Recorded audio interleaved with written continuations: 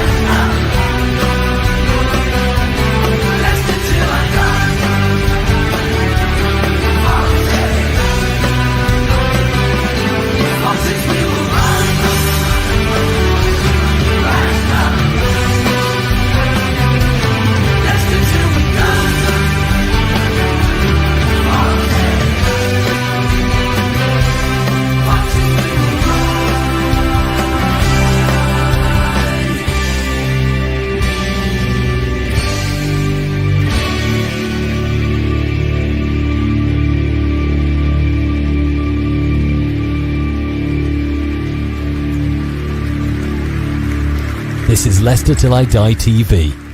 Watch and subscribe on YouTube and listen on your podcast platform.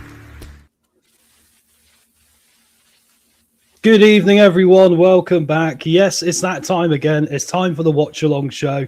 Last time it went pretty well, didn't it? We got a nice result against Derby, and we come in tonight, Bristol City away. So it's a big one, isn't it? Chris is still on holiday, like we say, but Tom, you got me tonight, so wish me luck. Get your highs out in the chat there. We'll get the comments on, and then we'll get to that in a minute. But of course, I need a co-host for tonight to take us through things as we get ready for this game against Bristol City. So let me go bring him in. The co-host with the most. It is time to bring Wayne on into the channel, ladies and gentlemen.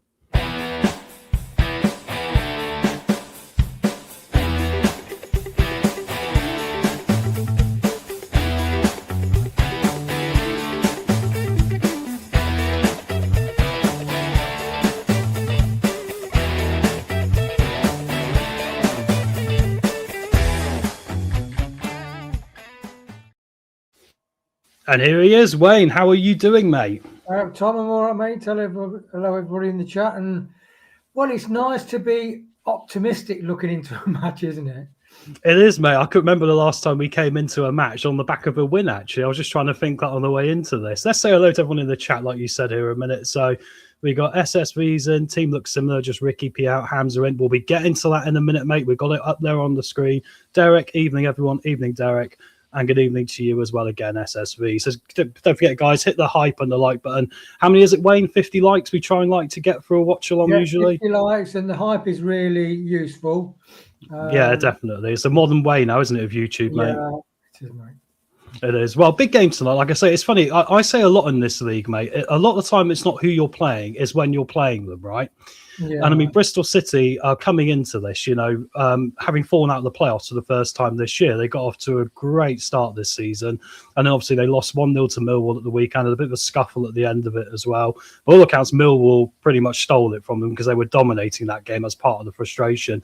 Do you think this is a good time to play Bristol City, mate, or the back of, possibly their lowest point of the season so far? Yeah, I think it is. I mean, it was a bit of a double take moment when I looked and saw the ninth in the table. But 3 losses and 1 draw in the last 6 games. It's surprising, but yeah, brilliant. I'd rather be playing Bristol when they've lost 3 in the last 6 rather than playing them where they're unbeaten in 6. Yeah, definitely. Same with me, mate. Say hello to Blue Fox as well here. Derek saying Bristol start as big favourites. I think we'd probably agree with that at home as well. But obviously, they did lose last time out. Hope we see more fight and a good start again. Wayne, that's the next question I wanted to quickly ask you before we go through the team. It's last week kind of felt like it could have been a turning of the page moment. It kind of felt like the players out there on the pitch, certain players were omitted, obviously, like Harry Winks, which we found out later on was because of, some behind-the-scenes things that have been happening. Do you think this team now is the team that's going to show the fight we've been calling out for Leicester all season? Yeah, I mean, one thing I like about Enzo is when he went to Chelsea, he sorted all the players out, didn't he? The players on big contracts, he wiped it all clean, and he said, let's build what I really think will be a winning team. And Marty's had his hands tied in a lot of the ways, but it seems like things are coming together, and he is brave enough to leave people out or challenge people on their viewpoint and their attitude, which you need in a club. In an organisation, you can't have where people can go around saying and thinking what they want. Everybody's accountable, from the MD down to sales, down to people on the shop floor. Yeah, I think that's it, isn't it? I think the funny thing is, it's not the first manager we've had at this football club where the players that have been played and a lot of the same names kept cropping up have arguably put the manager into trouble somewhere down the line. It's almost like he's put his faith in the wrong people, right? So, yeah, I think it's interesting. I think it was a positive change, and I think it was nice to see more of a connectiveness amongst the group last week. What else we can get from that? I still think we could be a better footballing side, really. I guess we'll wait and see. Evening, Reese, as well. And I see Clibbo's in as well. Evening, everyone. We appreciate you all being here. Right, Wayne, let's get to the team tonight. And as mentioned in the chat, I mean, the goalkeeper's not surprising, is it? We got Stolarczyk back in. But then right back, Hamza Chowdhury over Ricardo. Was that the most expected change, do you think, Bud? Yeah, I think it's a bit hard to know where Ricky P is, because he came back and he got injured in last season. So maybe they're just managing the minutes. They've got all the monitors on them, don't they? They know the stats of the players. It's nice you've got Chowdhury as that backup, actually. But I do like, I think his last game, he looked a lot more mobile, Ricky P. So maybe he's run around a lot. He just needs to recover a bit for Saturday, but we've got a great backup. Yeah, you can argue. I think the last game he showed a lot more of what he's normally like. He had a bit of an off time of the game before, didn't he? Where he was just literally making missed passes left, right, and centre, and getting his teammates in trouble. With Hamza, though, I mean, isn't Hamza a different style of player? I mean, what do you expect to see out of Hamza tonight, Wayne? Yeah, he is a safe player, and that's why sometimes he was used last season in the Championship as a holding midfielder in front of the back four. That he hasn't got, although he scored a wonder goal last season, he hasn't really got that in him naturally. So he won't be. I think our forward play might struggle a little bit more, be less connected. But you know, Bristol they're playing at home, so. You know, it'd be interesting to know why Marty's picked him, whether it is because Ricky P needs a rest or he thinks that Hamza might be better suited to play in Bristol at home. Well, it's interesting because Aluko is back on the bench as well, obviously, and he could be in consideration for the right back. And a lot of fans have actually put that out this week, Wayne. They've sort of been saying, you know, why not put him in right back instead of Hamza to get him some experience in that position? That's more than likely his primary position. You know, he can play across the back four by all accounts, and he did feature at left back over Thomas, didn't he? So would that be an argument for tonight, do you think? Or do you think Bristol City as opposition is just that little stage too much for Aluko? We'll put him similar into a Southampton position. Yeah, it's difficult to say. I mean, as you said, he was chucked in the deep end, really. In a brimstone and fire game. So I don't. It's like Monga. You know, I'm a biggest fan of Monga, and I think in a better quality squad, like maybe if he was playing Coventry, I do think Monga would have got more game time. But with Aloku, we've got to be careful. He was sent off, so obviously the manager's, so yeah, he has got that element to him. It's great that he's competitive. So it's going to be interesting how Marty manages the squad, actually. You know, it's interesting getting that balance right, isn't it? I think it is. Yeah, I think the interesting thing is we've now definitely seen like Winks poo-pooed, right? Because he's not even on the bench today. We've got more of those youngsters been calling out for Jake Evans to get some bench time, right? I think that's interesting how that shift has now happened. I'm not trying to say he watches us, but a lot of the things we have said, ironically, mate, it seems to be like it's starting to come to fruition a little bit, especially around players that aren't very popular in the fan base. Don't forget, guys, to get your thoughts on the team sheet in the comments. Me and Wayne will address them and question them as well if you put them in there. So feel free to talk about what you think about the team. Moving on to the centre-back pairing, Wayne, and we've got obviously Nelson back in tonight and alongside Vestergaard. I mean, what's your thoughts on that? Is this the main two now you think we're going to stick with going forward? Do you think Wheatface might have another opportunity to work his way back into this? And Akoli, of course, when he's back fit. I was just, when you answered the first part of the question, I was going to go, yes, Nelson and Vestergaard. But then when you asked about us coming back in, it was definite no. You know that character in Divock Dibbler? Yes, no. Yeah. No, we don't want Faz near. I think I've always thought Nelson and Vestergaard could work together because Nelson's a quicker version of Vestergaard. So you imagine those pair are a dream. If you want passes punching through, isn't it best to have two, Vestergaard and Nelson, that can do that? And Nelson is mobile, and Nelson made things look easy. Things that Faz make look difficult, Nelson is just like a Rolls Royce.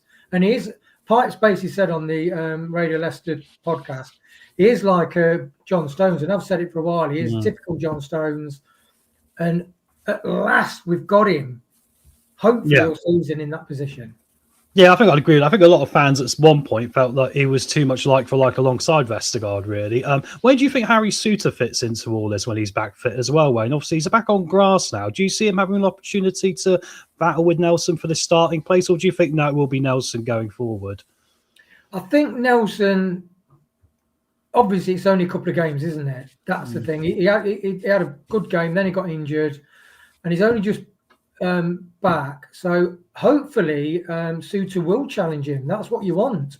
You want 3 centre-backs vying for 2 centre-back places, don't you?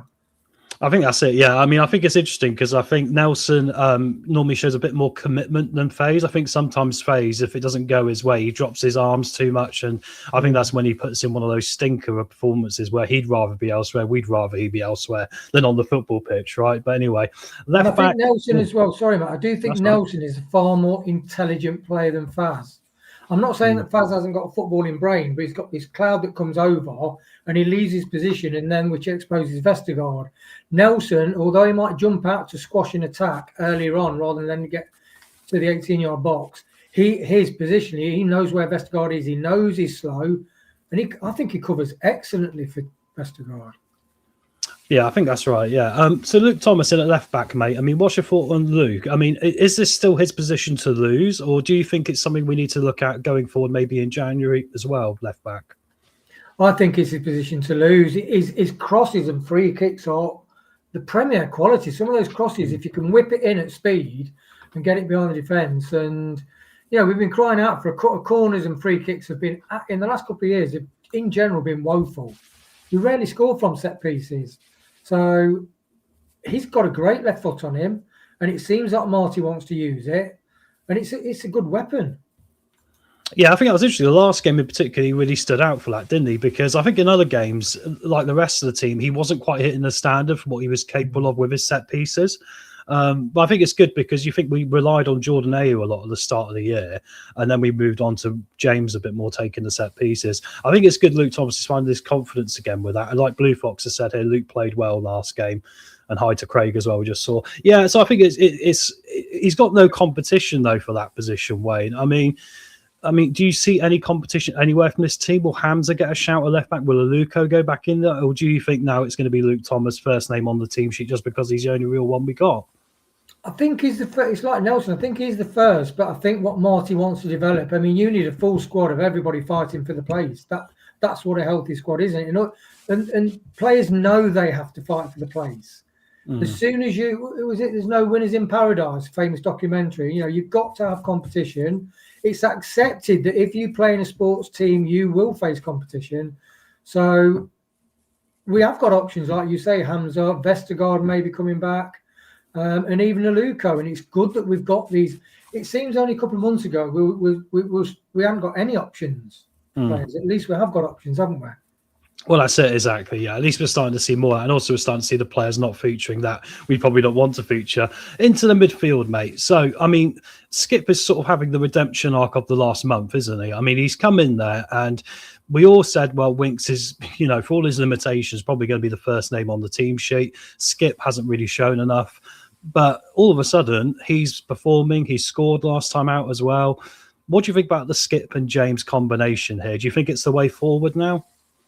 Yeah, it's strange, isn't it? We no way would most fans put those as the starting two in an effective, well-balanced team. But they give us the balance that helps the defence, that stops attacks and helps to develop from midfield our attacks. And he does play forward and he does play the ball early. James early, and Winks, we've been saying it for months, haven't we? Winks slows the game down. Yeah, and that means we're not quick in transition. We've got quick transition goals in us, but the way we played didn't allow that, did it? No, so I think you've hit the nail on the head there about the transitions. I think the time we were really poor, we were losing the opportunity to create a goal almost. We weren't getting through the lines quick enough. And I think a lot of that was Winks slowing it down or us playing too much amongst the back four, just holding the ball. I had so many moans about that, as you know. But I think with James and Skip, the nice thing is they seem more committed in being higher up the pitch as well. I think Skip isn't as afraid as Winks as getting a nosebleed from getting towards, the end of the penalty area as much. And he seems a lot more committed. So, yeah, I think for me, these two, I mean, I'd like to see Louis Page. He's obviously on the bench as well. Do you see Louis Page, mate, as maybe the backup for Decordova-Reid in the attacking mid? I quite liked him as a box-to-box in pre-season, a bit further back. I felt he had the James vibes of being able to carry the ball really well. What do you see the future looking like for Louis Page? Now he seems to be on the bench 2 games in a row. Yeah, I think he's in consideration, but obviously we played so well. You can't blame the manager from basically wanting to keep the same side because he has made 4 changes in the past. I think he can play either. He's such a mobile player, and that's like we have missed Ramsey because he's so mobile. Louis Page is so mobile. I think it's like a Luco. Sometimes they get that second win and second run in the team, and they're getting second serious chance of impressing the manager. And I think once he comes on, he will become an integral part of the team. Yeah, I think the opportunities are going to be opening up for him after January as well, because I think then we might have the consideration of Sumari or maybe even Winks going now. I mean, it probably wasn't, fully on the horizon. I know he might be able to pray, right? Well, it works out best for both parties, doesn't it? Because if someone does want to pay a little bit of money, and it won't be multi-millions, will it? But somebody's out of contract at the end of the season that it seems is going to be sidelined now. It seems a waste of time on both sides to keep these players hanging around, doesn't it? So, yeah, I think with that, it's right now to get Page, Evans, Aluko sort of blooded in from the bench, because depending on PSR, and there's still no points deduction yet, may I note as well. It's not happened, has it? So, it's interesting. Sorry, Tom. You were watching your FM show, and you've got Knockout, and you Knockout as he's established, he's got respect to the players, but he's on a lot of money for your potentially your budget, and he's actually turned out quite mirrored Winks.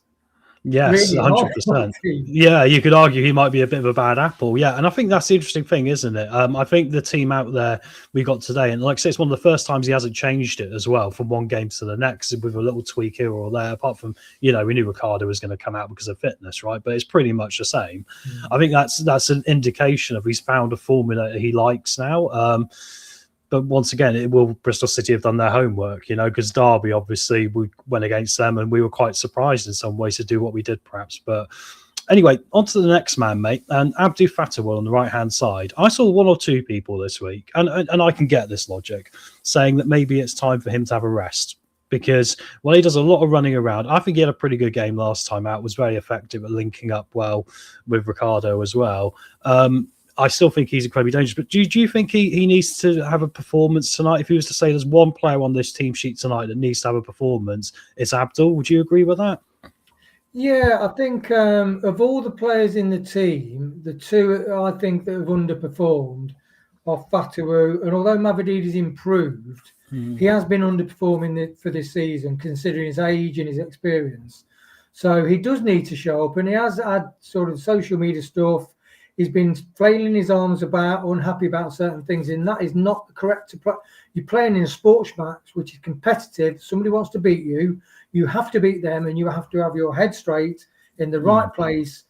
And his head has not been in the right place. You can see it. So it's like Silko Thomas came on, and the boss might say, I'm thinking of trying Silko in your position or something like that. But I think you've got it, and just you want people like Silko Thomas to be saying, "I'll tell you what, Abdul, I'll have a go at the right wing."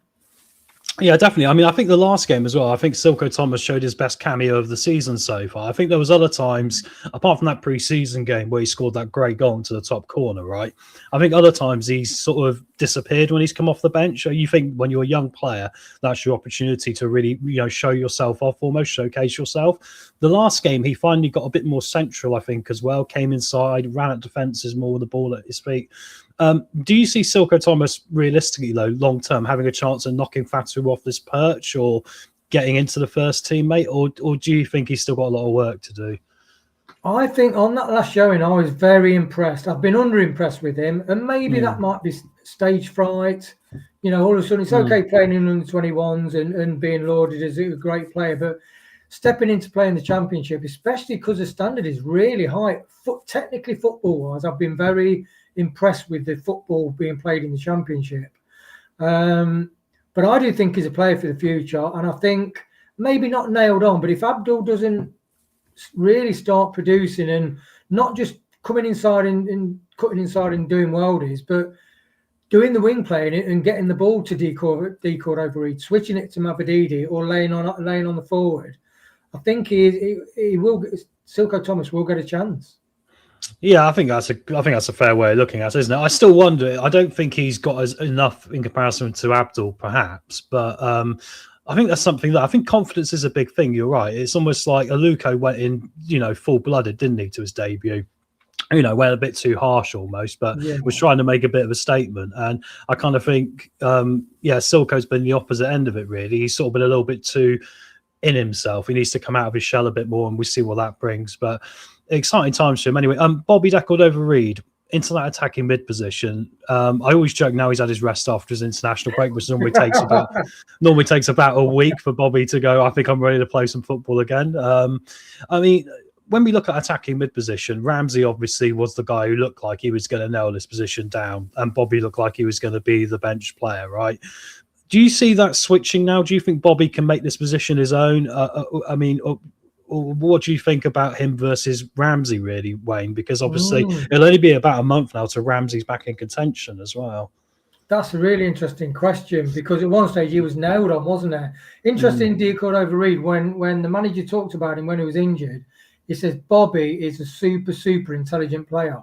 You don't get to play hundreds of games for Fulham in the Premier League in a good team to not be an intelligent player. He can play different positions. He's just spatially aware intelligence, and he's kind of playing how Marty talked about. I used to follow Fulham when he was in the team. Actually, I really rated them as a team. They're really hard to beat, tenacious, and they really flew forward and hit teams on the break. So. Yeah, and he's got the intelligence to link Fatou Mavididi and Ayew, actually. Or if we can get another quality forward, I think he's probably a shoe-in at the minute. Yeah, I think his greatest skills is positioning. I almost think like his ability to find space, and ironically, when he used to play on the right, he used to find a lot of that space coming inside anyway. So I think his move to a central attacking mid position, which is obviously a shift for Marty because we signed him more as a right-sided player, perhaps, has been quite a change for him as well. That's probably pretty much covered. I was going to go on that angle, but the question was very similar to what I'd already said. So, what was the angle, mate? I do like the way he talks in a real, even after he's played competitive match, he talks in a real relaxed Jamaican vibe. 100%, mate. Yeah, the relaxed angle sometimes is good. You could argue the club needed a bit more fight so far this season. That was my biggest criticism about Bobby. It's a good thing you mentioned that, because I think while he's very good, I think there's sometimes the odd game he disappears. And I think when you're in this league, the thing we're coming to learn is if you do have an off day, generally you could be on the end of something, because Southampton have hammered us. Sheffield United gave us 45 minutes from hell. So I'm just hoping he just removes that element of him falling into becoming a passenger at times, because I think that does happen with Bobby sometimes. And talk about a man who has had a mixed bag this season. Getting on to Mavididi next. Obviously, Monga isn't on the bench. He's not able to be picked. I think he's under the weather, isn't he? Or he's got he's got a thigh strain as well. Apparently, there's a couple of things going on. So we wish him well. So we won't be seeing any Jeremy Monga today. But Mavididi, scored a couple of goals recently. Do you think now he's starting to find that form back that we know him to be best for, Wayne? I think Marty, this is why I think Marty is a good manager, because he seems to take over a group of players that really on confidence, not really connected. And the best players were our two loan players. To get all those players, like Luke Thomas has improved. A lot of like Skip's really improved. Mavididi, I think he has improved. I wasn't a fan of Mavididi's because he's been here a certain amount of years.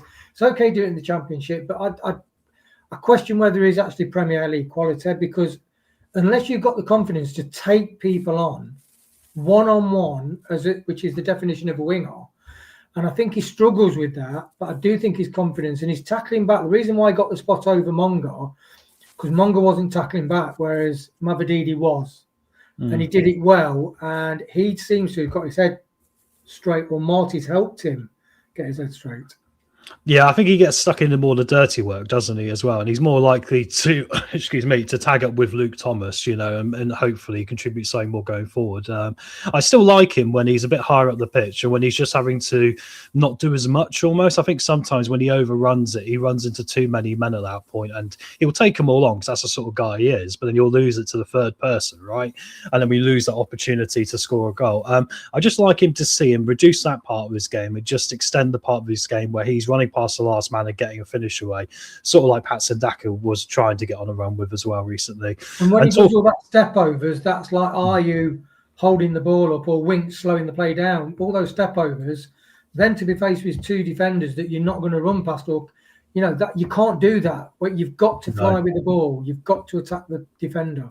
Yeah, and you've got to link up well with the men behind you. I mean, the good thing is we're now seeing James skip and Decordova-Reid, 2 games in a row now. Hopefully that connectivity will improve because I think our passing up there has been where we've left points on the table this year as well. A lack of leadership is one big thing overhanging the entire football club, right? But I think the lack of passing ability in the final third in particular has been quite difficult for us. And I think when you look at how many points, I mean, we're only 2 points behind Bristol City now going into this, Wayne, which is insane to think about because they were in the playoffs and we were thinking we're miles off it, right? Well, we were worried about getting near the relegation zone. Yeah, as I was, mate, definitely. Yeah. So so I think that's an interesting part of it. But so AU's back in tonight as well up top. We started the season with Jordan AU. We're sort of doing what we did last season. We're going around the houses and ended up back at square one, which we did with a lot of team selections last year. We went from Akoli, Vestergaard to FaZe, Vestergaard to FaZe Akoli. And we've done it here with AU. We started with him. We've gone to Carranza. We've gone to Daka. Do you think AU, bearing in mind, I think he is the joint top goal scorer of the club this year. Do you think he is still the main striker, or is there still that criticism, rightly so? He's probably a little bit too deep for what we're looking for that role. I think he does like to come deep, but then again, Carranza was. I looked at one of the stats for Carranza, and his heat map was pretty much the same as IU's. So I don't know whether that's like an instructional thing from Marta. But yeah, it's weird how we've gone back to IU, which really does highlight the fact that we are deficient for strikers, aren't we? Yeah. We need two good quality. When you look at some of the strikers backup strikers that the championship teams bring on, they are dangerous and they've got ball control and they are mobile and fast. So that is a problem, the speed of IU. But we've tried Carranza, who we thought could rough it in the championship, and he's not really worked out. So I hope we're going to get a forward in the January window on loan. Yeah, it's interesting, isn't it? Because I think we got that thing of Carranza's probably not going to make it. I mean, the fact he's still on the bench at this point, we might even be getting to the point for me where we might be looking at, say, a Hutchinson on the bench or someone like that. They're very young, but the club's in a transitional phase where money is a problem, right? So I think someone scoring down at that level, get him in if that's the case. It might cost us money to send Carranza back. That's the only downside. But yeah, between him and Daka as well. I mean, Daka, do you see Daka any chance of him staying on beyond this year, Wayne, or do you think this is his goodbye from Leicester City? I think he's got to be his goodbye. Daka's just not worked. One of the basic things of football, it's like you follow ice hockey. You've got ice hockey players that can control the puck. So in other words, they're running with the ball at really high speed. Somebody's chasing them, but they've got the stick and they're controlling the puck. Daka has not got that control. If you've not got the control, you can't set yourself up. If the ball's played to you, you can't then have one touch and set yourself up for a shot on goal. And you think about the amount of times where Daka's got the ball on the edge of the box and been able to, apart from running behind the defender, be able to then fashion a chance himself with a shot on target. I don't think he has. No. Such a basic thing. Ball control is a thing that kids learn when they keep you up at 4 years old. Yeah, he has struggled with that, hasn't he? I mean, you could argue we've not really played a system, that was really suiting him because he was kind of like a Jamie Vardy replicant, wasn't he, in some ways? To play off a man, be played through and score a goal. That's how he scored again this season. But I just think for how we wanted to play football, be that Top's vision or the club's vision or Marty's vision, I don't think the style of football we play suits a Patson Daka. So I agree with you. I don't think he'll be here beyond this season. But it is interesting, isn't it? Because you do need numbers, don't you, Wayne? And the problem we got is that if he's not going to look at the academy, can we really lose a Daka now, say? We just got an AU and a Carranza. I mean, do you really see us being high priority for a striker in the January window if we can get one? I do think that if we, so not even, some of us says, oh, if we'd kept Vardy at 25 grand a week, we'll probably be higher playoffs. But I think even if we had one of the strikers like a Sargent or was it Agbang, the one that Adjumang, yeah. You might that Nelson played beautifully, by the way. He played him a treat, physical with him. I do think we would be third or fourth. So that's why I do think we are woefully lacking goals. And all our goals are coming from midfield, aren't they, really? Yeah, that's true. I mean, we're spreading them around a bit, which is the good thing. I mean, I think the good thing we've got, which we don't talk about enough, especially looking at the defence today, Vestergaard and Nelson, we've got defenders that can score from a corner. Yeah. I mean, Vestergaard can score from a corner as long as he can get back quick enough for the counter-attack, right? But anyway, let's move on now to the Bristol City team quickly, man. I can take us through some of this. As you might see on there, they've changed this now, but they got Pring listed twice. He was so good, they put him in their team twice, look. But I believe, Wayne, interesting enough, it's going to be a 3-5-2 today we're coming up against, which obviously is a formation that I've been quite keen on for Leicester to play. So it looks like it's going to be Vitek in goal. It's going to be actually be Tanner instead of that first Pring, Dickey, Viner, and McCrory. And then we got Sykes, Randall, Pring, and Twine. Yes, because Pring's going to be in the 5 in the midfield. And out front, we've got Mehmedi and Riss probably as well. I mean, their goals this season, I mean, Mehmedi's got 6, Twine's got 6, and Riss has got 5. So do you view those top 3 as possibly the tandem of the most dangerous in the championship this year? I mean, when you read those goals out between 3 people, yeah, and then you read the goals out of our forwards, that like 1, 2. Dark, isn't it? It's almost like we're playing with, we've got a 4-cylinder engine, only 3 of one of them's missed. The spark plug's screwed on one of the cylinders.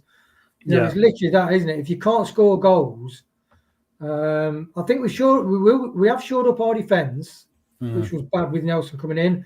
I just think we need a striker. I don't think we particularly need a midfield, though we've got Jake Evans, haven't we?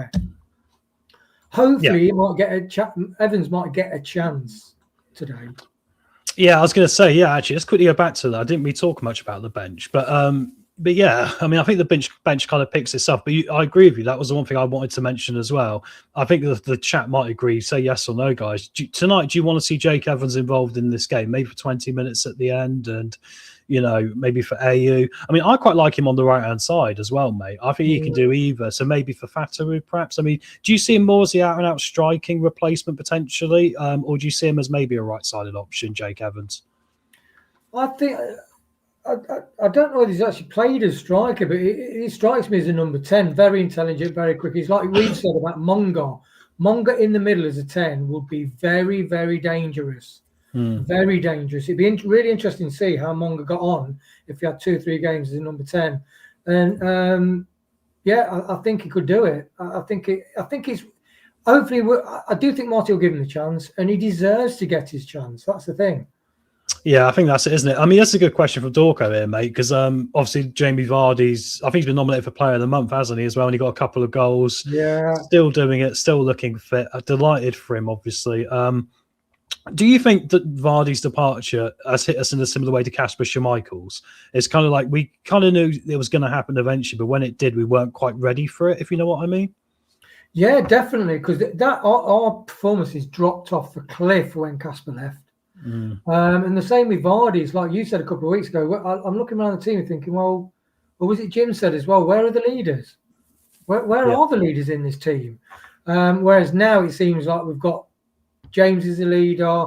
D. Cordova-Reid seems quite vocal. Nelson is definitely a leader. I was surprised how he looks super competitive as well. Nelson, when you hear his interviews, he said, that's not good enough. We want to win. We set ourselves a high standard. So I think we have got that, and Ramsey is that who was injured. You can tell he's a Premier winner. He's not used to having mid-table championship mediocrity. He wants to win the championship and get it back up to the Premier League. That's what. If you have a few people in that side, that can be infectious. The same as if you have a Winks or a Faz in your side, that can be really damaging. Yeah, definitely. Is there anyone else from Bristol City you think we should fit? I mean, the 3-5-2 formation as well, Wayne. do you think that's something we're going to struggle against tonight? Because it is a league of different formations. And I think if you're playing 4-2-3-1, I think playing against two up top can be quite difficult, especially with the five across the middle. I mean, what's your initial thoughts about that matchup as, a tactical side of this game? Yeah, that's where I just don't agree with this 4-3-2-1 rigidity. That's a blueprint. I'm following the blueprint. We need to get better at the blueprint, and that's it. The one thing I will say, I think Nelson, so 4 against 3, I would have 3.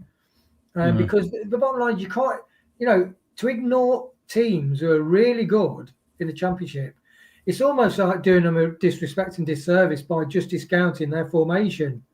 And I don't understand that. If you've got an intelligent manager, because most intelligent managers, they do change formation depending on certain lineups. Yeah, I've seen a lot of managers this year. The Blackburn manager and the Hull manager have definitely done it, where they've even come off a win. They've changed their shape for the next game. I did wonder tonight if fighting fire with fire might be a better approach than us going 3-5-2, actually. So we'll be maybe with Nelson, maybe Marty thinks that he's got more license to stick to his 4 with 2 at the back, because he thinks, well, Nelson's quite a lot better than Faz. But I would like to see him change, but I don't think he will. No, I don't either. I think this is the thing. I think our manager, we compare him to everyone else's, I kind of think he's the one that has the most tactical limitations almost. Yeah, I do think he has. And that's what, I do think Enzo was like that. I do think he struggled to break teams down because he played the methodical football. And that's why 1 or 2 of my customers have been going down for 30, 40 years. They stopped going because they thought football was just too boring. Really? So, we're winning every week, but it's almost like you'd rather a more exciting game. And you can't be gung-ho and play sort of Russian roulette football, but you can be adaptable, and you can, part of the reason why we nearly blew a 17-point lead is because Enzo was too predictable. And every single team knew exactly what he was going to do. And then they decided to sit back, and then they worked out quick hitters on the break and different formations, 2 up top, etc., etc. So we'll see if Marty gets out Fox or not, whether he does think, you know what, maybe I do need to change things. I think what's the Craig said here is a very good comment, actually. Do you agree if we don't start like we did against Derby, we might be in trouble this one tonight, especially with the Millwall result for Bristol the weekend being quite a difficult one for them to digest? Yeah, definitely. You've got to start it. In fact, we started so poorly in a lot of games. But I can imagine JJ revving them up. I do think he'll be captain. You think, okay, let's have a look in the changing rooms. You expect JJ to be saying, come on, here we go. Yeah, literally. He's been a bit like the Vardy, hasn't he, in doing that, which has been really good. So, yeah. Mate, predictions for tonight. So, obviously, a bit of a high after Derby. Maybe we're coming crashing down to earth tonight. Maybe we carry on the fun. And get your predictions out in the chat as well, guys. What do you think? What's it going to be tonight? Bristol versus Leicester, mate. I'd say I can't remember what I put in the prediction league, actually. But I'm going to say 2-1. Neither can I. 2-1 to Leicester? Yeah. It's interesting because I can't remember what I put either, but I'm going to go with 2-1 to Leicester as well. You went 2-1, mate. You went 2-1. I can see you summoning your Yuri Geller look, just trying to summon it in your head, Yeah, brilliant. Yeah, so we'll see. Guys, get yours in the chat as well. I think we'll go for it. I think we're going to get back to back and back to winning ways, I think the confidence of the last game shouldn't be for nothing almost. I think if we go back to what we were doing before, I think it'll be quite a difficult one. But they will score a goal because I just think Mehmeti, for example, has got shots from long range, hasn't he? Yeah. Just a lot of danger there. Craig's going to go for the 2-1 win as well. Jim's going for a 2-1 win. And Blue Fox is a 2-1 win. We are all in agreement, guys. Would you believe it? So, and 1-2 as well from Carl Foster there. Mate, brilliant stuff. Right, I think what we're going to do is give a quick 3-minute break just so we can use the facilities, Wayne, before the match. Yeah. And I want to thank you very much, mate, for the preview for this one. Hopefully Leicester will do it, mate. You've got to use that positivity. But anyway, guys, we'll see you back here in about 3 minutes. Wayne, I'll see you at full time, mate. See you later, mate. We're going to have come on, Foxes. We're going to have a tweak at halftime, guys, and change it around a little bit. All right. So anyway, we will see you guys back here in about 3 minutes. Cheers, Wayne. See you again, bud. See you, mate.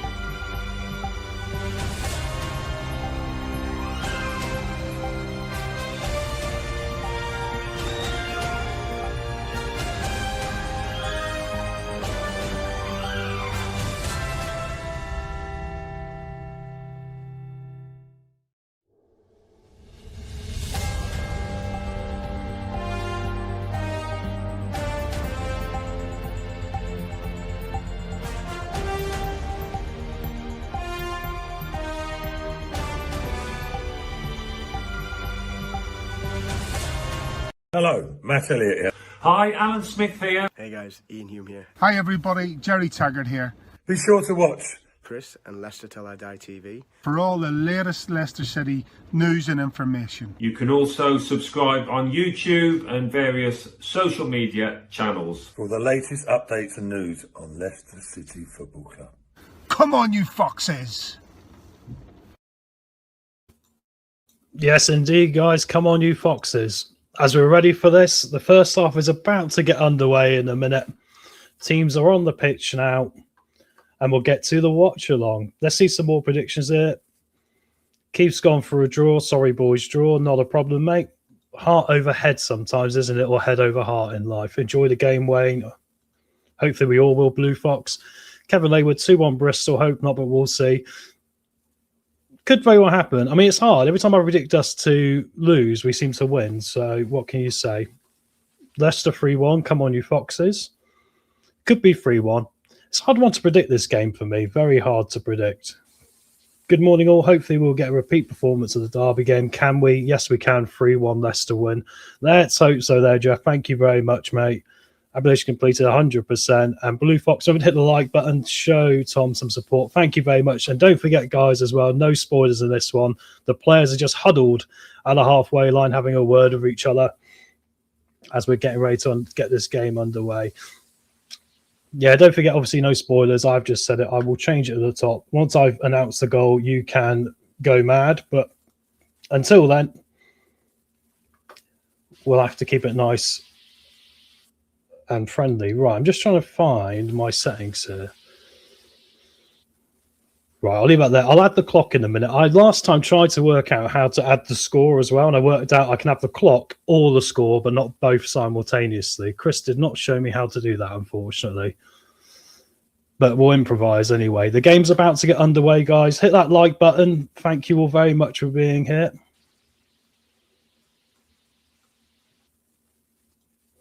There we go. Put the noise spoilers up.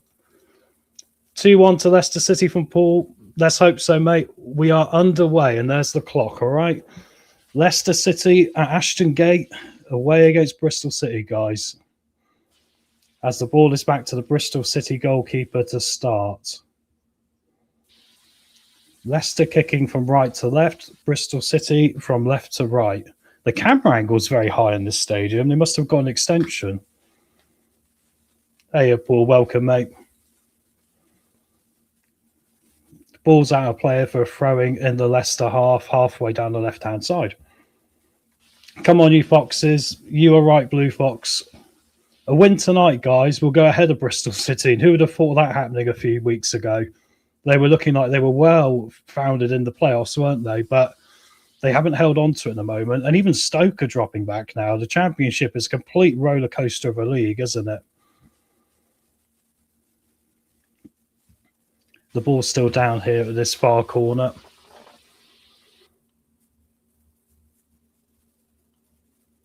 And it's going to be Leicester with a throw in here from Hamza Chowdhury down at the right back position. They're taking their time here to get things going. Lots of players running about.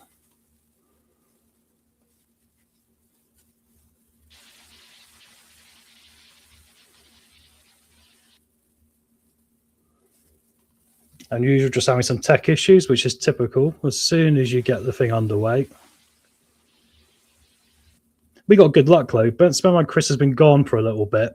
We've actually had one win since Chris has been gone on his holiday. Chris should go on holiday more often. We're going to keep getting wins, guys. As we're back here, and Jacob has got the ball and he's rolling it down for a goal kick to be taken. Looks like it's going to be Vestergaard to take it. He loves with Vestergaard taking these goal kicks, doesn't he? And it's kicked and back to Jacob, who's trying to go long. He's got a Bristol City player, Twine, that appeared on him, and he just managed to drag it back. A bit casual. Sort of thing that's a bit dangerous, but we come over the halfway line anyway, and here comes Mabadidi. And he's coming down the right-hand side here. And it's gone out of play for a throwing to Leicester, I believe.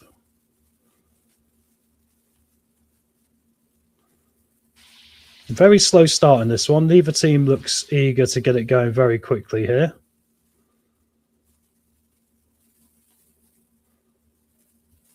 They're just showing Marcy on the touchline there. Ball goes out of play again. It's going to be another Leicester throwing in our half this time. And neither team has had any opportunity to create anything so far. Lots of passing around. Maybe both teams will be happy with a point from this tonight. Richard Gray, great pies outside the Bristol Stadium. There you go, guys. Next time you're at Ashton Gate, you know where to get your pies from. Just outside the stadium. There we go. Here come Bristol City now, over halfway. They're coming forward. There is one person to the left, and I think that was Nelson getting back across to make the interception. Ball's played high in the penalty area. It looks like Jacob's going to come and grab it, and he kills the opportunity there for Bristol. Not really dangerous opportunity, but they still got into our penalty area, and there's a bit of a bounce around with the ball.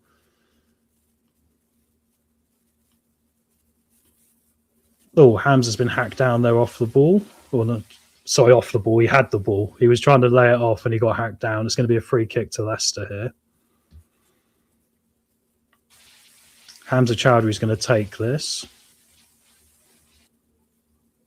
Plays it all the way back to the keeper. We're doing this thing at the start of this game we like to do where we're passing it back to the goalkeeper a lot, guys. I find it quite frustrating. There's a lot of... We're not rushing, if you know what I mean. Just slowly playing it out from the back. I find these games the most frustrating almost.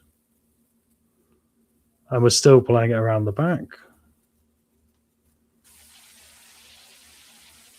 Trying to play it over the halfway line. It's going to be Fatawu linking up with Jordan James who drives forward. It comes up to the left-hand side for Luke Thomas. Just outside the penalty area. Tries to play it in the middle. It deflects through to Vitek, the Bristol City goalkeeper.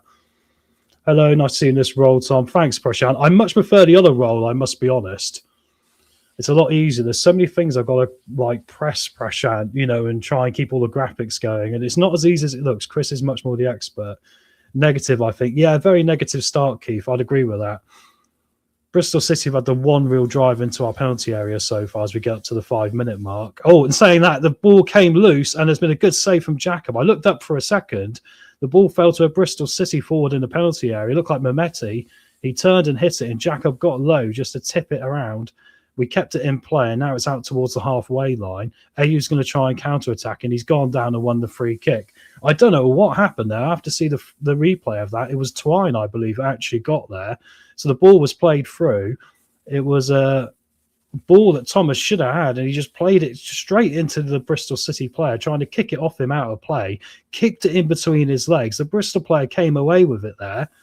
I think it was McCormick, and it fell. Oh, and it fell to the forward, Reese, and he should have got the shot in, really. Luckily, Jacob was so close to me, deflected it away. Should have been 1-0 Bristol City from a Luke Thomas 4 pass. A warning shot there from Bristol City.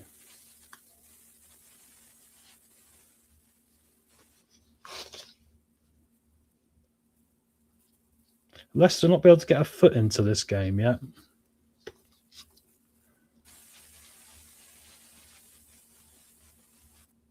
Now Bristol City just playing the ball between their back two at the minute. It looks like they're playing three at the back, like I suspected. So Bristol City are 3-5-2. As they got it here outside our penalty area, it looks like it's going to fall to Skip. Like we could put his foot through it and try and clear it to halfway. We bring the ball down. Ayu's got it on halfway and he's bundled over and wins another free kick, luckily for us. Oh no, the referee said play on. So we're playing on and now Bristol City have got the ball back. Unless we have to cheer like Chris. I'll try my best, mate. I'll try my best. I feel like I've got so much going on with this. To try and remember to actually celebrate properly is going to be a problem. Hopefully it's when Leicester score. Hopefully right as well, Blue Fox. It's still 0-0 here as we get up towards 7 minutes played. Oh, sloppy back pass there, I believe, from James, but he's going to get away with it. The Bristol City player went down, but Leicester can now come away with it over halfway. Skip's driving forward now, lays it off. We got players running forward. There's 4, 5, 6 Bristol City players back. We're just outside the area. It's played in towards the back post. Oh, there's a bit of confusion between the Bristol City goalkeeper and defender. It's bounced clear now. We've still got it in our penalty area. Fatawu plays a back heel to Hamza. It's at the back post and it's a header over the top of the crossbar, guys. It's a close chance for Leicester. It was Mavididi at the back post there. The ball was crossed in, lifted up from Hamza after a nice little backheel pass from Abdul Fatawu. He played it into the left-hand side, and it was headed over by Mavididi. Vitek will be relieved there in goal. Good attempt, 100%. I feel a goal is coming for us. I think we can if we get the quality going here, right? That was a nice bit of play. The problem is we weren't doing it off the bat. It was looking like we were a bit too passive for me. Great little flick back by Fatawu. Nice ball in from Hamza. Oh, and he should have done so much better. He actually hit the top of the crossbar there, Mavididi. He tried to steer the header and it bounced off the top of the bar. It was going past the goalkeeper into the opposite top corner. And unfortunately doesn't find the back of the net. But Mavididi will pick it up here now, run towards the defence. He lays it off to Jordan James with a strike and off the defender. Goes out for a throwing here. Leicester coming into this now, guys. Come on.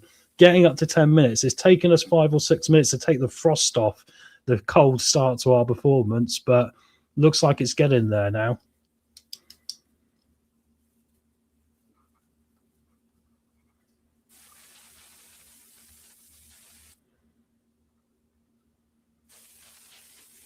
Going to be a long throw. Luke Thomas is going to take it just to the bottom of the penalty area. The Bristol City penalty area.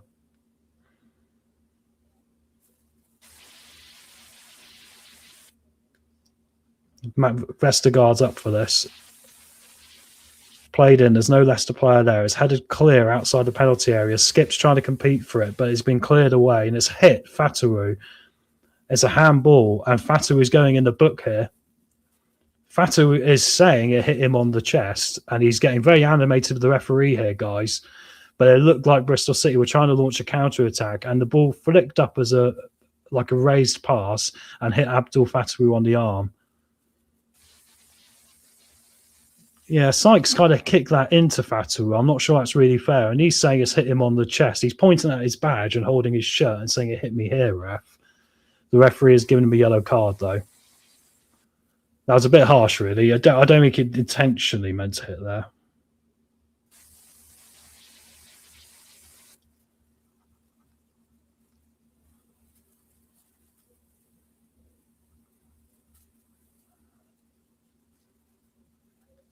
Bristol City take the free kick and give it away to Leicester here in the middle. It's going to be Jordan James playing it back to Hamza Chowdhury.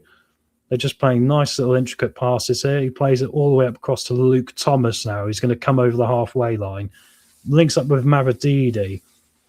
Got a lot of possession here at the moment. We've taken control of this ball, which is good. Let's see if we can do something with it. Here comes Vestergaard trying to come towards the halfway line. Referees in this league are awful. 100%, Keith. 100%, mate. That was never a yellow card. I mean, it was kicked into him, and he couldn't really get away from it no matter what he did. If it did hit him on the arm, it wasn't intentional, was it? But I think it actually hit him in the chest. Interesting enough, the last time we were at Ashton Gate as well, guys, we did lose 1-0. So hopefully there's not going to be anything in that. Stolarczyk is going to clear the ball forward towards halfway now. Ayu's going to knock it on, trying to find himself. But it's picked up by the Bristol City defender Dickey, who plays it all the way back to Vitek in goal for them. Both teams sort of having a little bit of a gentle push at each other right now, trying to work each other out here. Ball forward over halfway. Vestergaard comes out and reads that really well. Ayew, unfortunately, couldn't pick up that ball. Now here come Bristol City with some space down the left-hand side. Hamza's back as part of a back four here. They're trying to play with the ball outside the penalty area. It's flicked forward. Twine gets a shot away, and it's gone straight to Stolarczyk. He was under pressure there defensively, I believe, from Mavididi.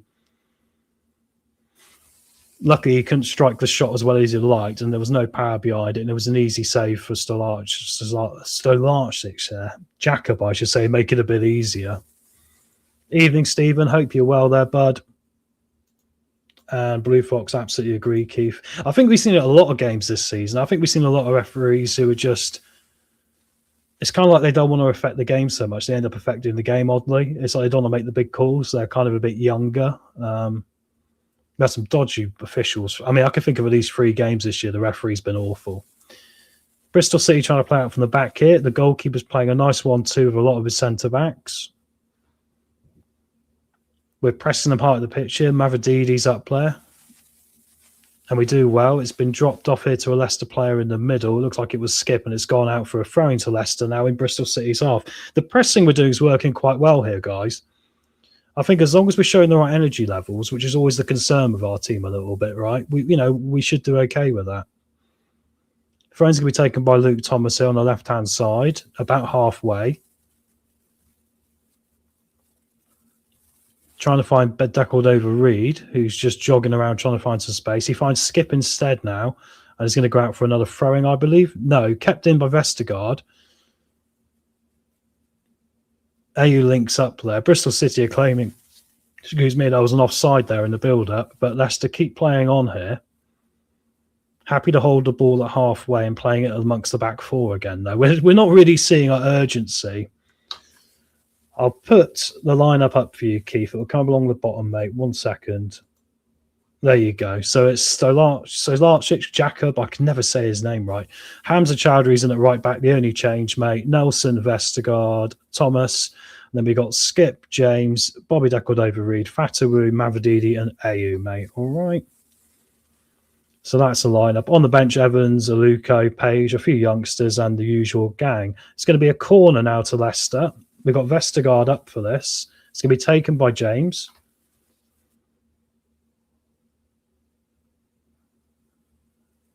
Of course, a load of empty seats in that corner of the stadium, I just noticed. James is going to take the corner. There's no short option. There's no one at the near post. It's drilled in towards the back post here. Free header to Bloomin' Nelson, and it's on target, but it was bounced off the floor, and it's into the keeper's arms.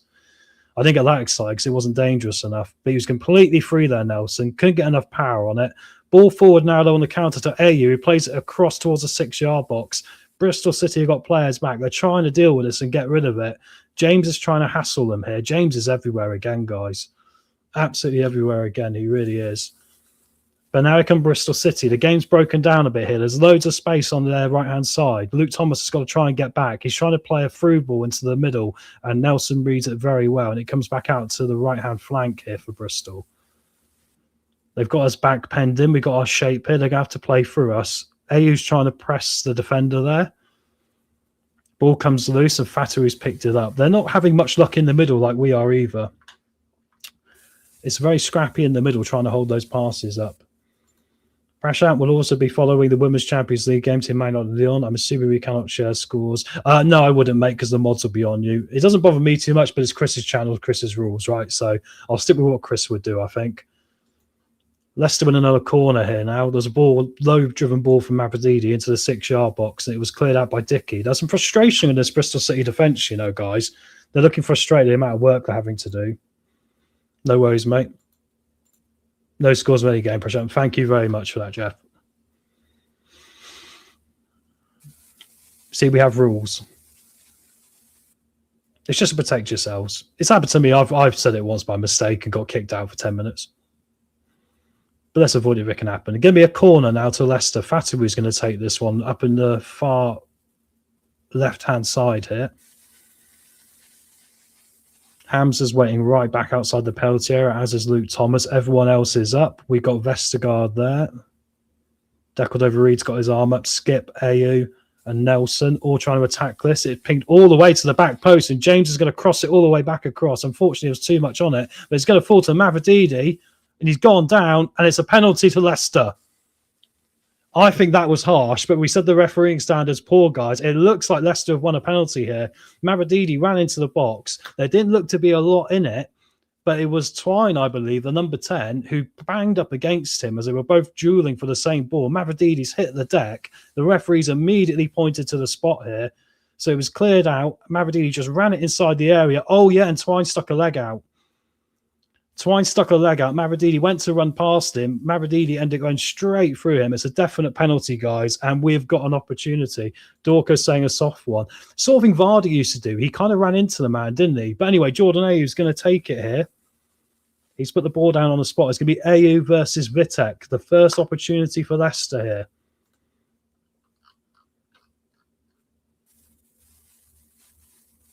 He takes it, and it's into the top of the net.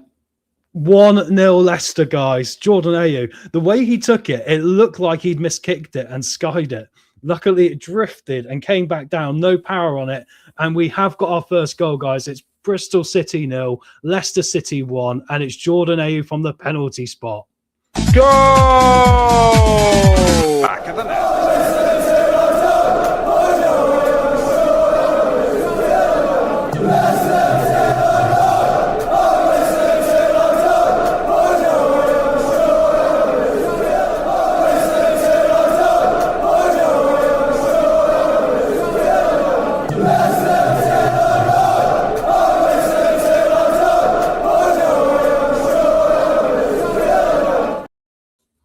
And there we go, guys. Just updating the score for us here.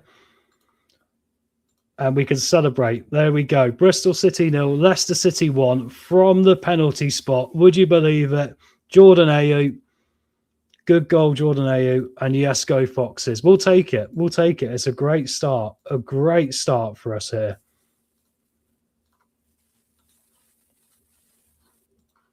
It could have been a soft penalty. We'll have to debate this with Wayne at half-time and in the full-time. There we go. Unbelievable. Get in here. Great start. Yeah, you're a lucky mascot, Tom. If we go 2 for 2, guys, maybe that's what it is. Wahoo, Deep Prashant. It's really weird because I would like to celebrate more, but I'm more focused on making sure the show's running correctly, right? I guess you've got to get used to it. It's like riding a bike, right? Those penalty kicks look easy. Yeah, he just sort of lifted it over him, didn't he? Getting boys so much better with Faze and Winks out 100%. We're seeing the right players out of the club now, aren't we? We don't like the passing around the back of the formation, but if Marty can make it work with his starting 11, and like last week, they'll let him do it as long as we're getting the 3 points. Totally agree, mate. Totally agree with you. I think that's the point, isn't it? You know? Yeah, so I think that's a good way. I don't like the passing around the back, but if we can get the 3 points, and if we can win this one, against Derby, we played a bit better, didn't we? Then maybe I'll eat my own hat about changing the formation. How do I get my Vizog on? Go to the fridge and find what you need, my friend. Leicester scored 3 goals in 2 of the last 3 away games away from home. Amazing, isn't it? For a team that was struggling to score, that's pretty good. And maybe his reference is so bad after all. But he gave us that penalty, and I think it's one of those where you could say he had to give it, but Mavrididi did kind of run into him a little bit.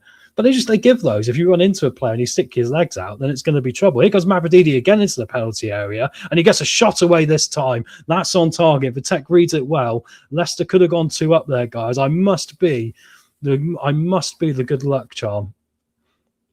They gave away the ball. I mean, Twine's looking frustrated for them because he gave the ball away outside the penalty area, and then in came Leicester straight away. Mavrididi, they're trying not to get too close to him because of how he won the penalty. He pulls it to the left and gets his shot away on his left foot. Goalkeeper gets down to his right and smothers it well. But Bristol City have got a lot of work to do here.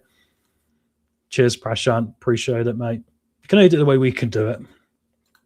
Let's get some more. 100%. We were looking like we were going to do it then. Bristol City, though, they might be able to launch an attack now. Just got to write my notes down as well.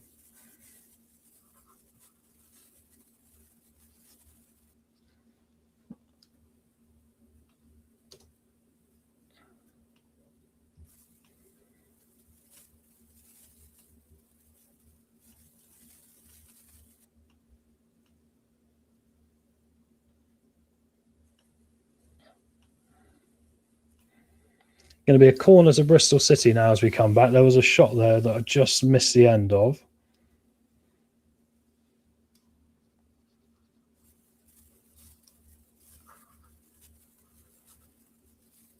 Going to be a corner here down in our right-hand side. Everyone back for us. Bristol City to take it now. It's put in towards the near post. Hamza manages to clear it away nicely there, guys. Don't speak too soon, Tom. Wait till later. Keith, 100%, mate. Long way to go. The ball was currently in our penalty area as well. It's cleared away, though, there by Vestergaard, who gets his head on it. Bristol City pick it back up with Twine here on the right-hand flank. He's going to cross it in. Oh, header there from McCrory, but wild and over the top of the crossbar by quite a distance. He jumped too early, and he's nailed it right over the top of the crossbar there. But he was completely free, McCrory. I mean, he could have taken it down even he had that much time and space, but we survived that one, guys, anyway. Not a solid chance, really, though. It was definitely a half chance. Vestergaard didn't get close to him, really. Vestergaard was kind of following the defensive line, and like he could have come out and maybe matched up against the man, but chose not to, and it was a poor header.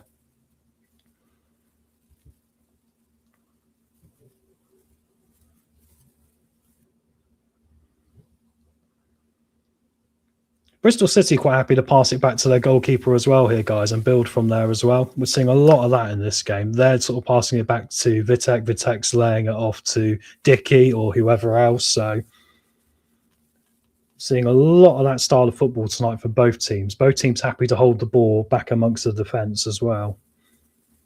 And here come Leicester now over halfway. James is getting shrugged off the ball. The referee's given the free kick. You could argue the referee's been in our favour tonight. The referee's giving like little jewels and little shrugs off each other. So we're going to have a free kick here just inside their half as we get to the halfway point of the first half with the 1-0 lead. Jordan A's penalty.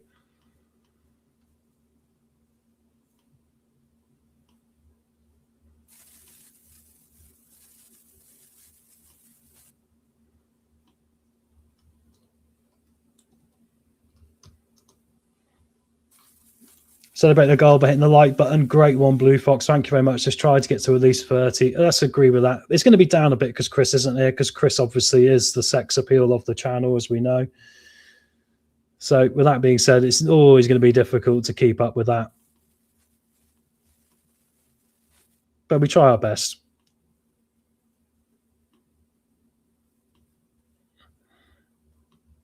All right, and here come Leicester. I think I've got it all back sorted now. Going to be a throw into Leicester City. The free kick came to nothing. It just sort of ended up going, typical for us, backwards.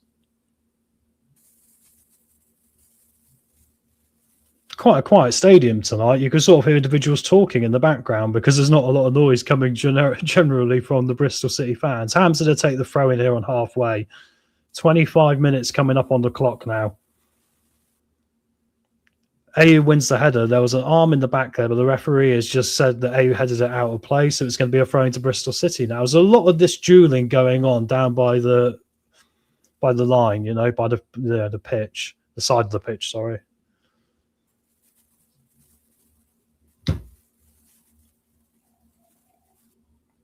Bristol City will take the throw in now, as they're going to throw it long towards the halfway line.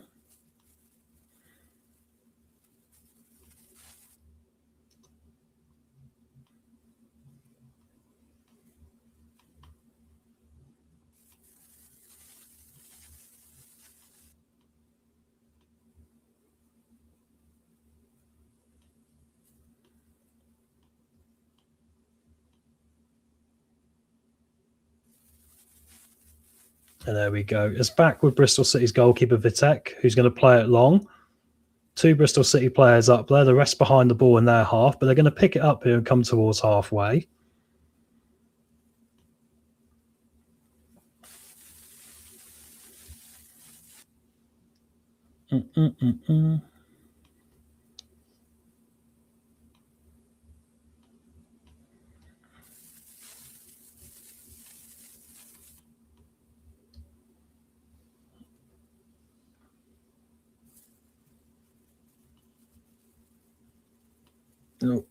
Just having problems with my service.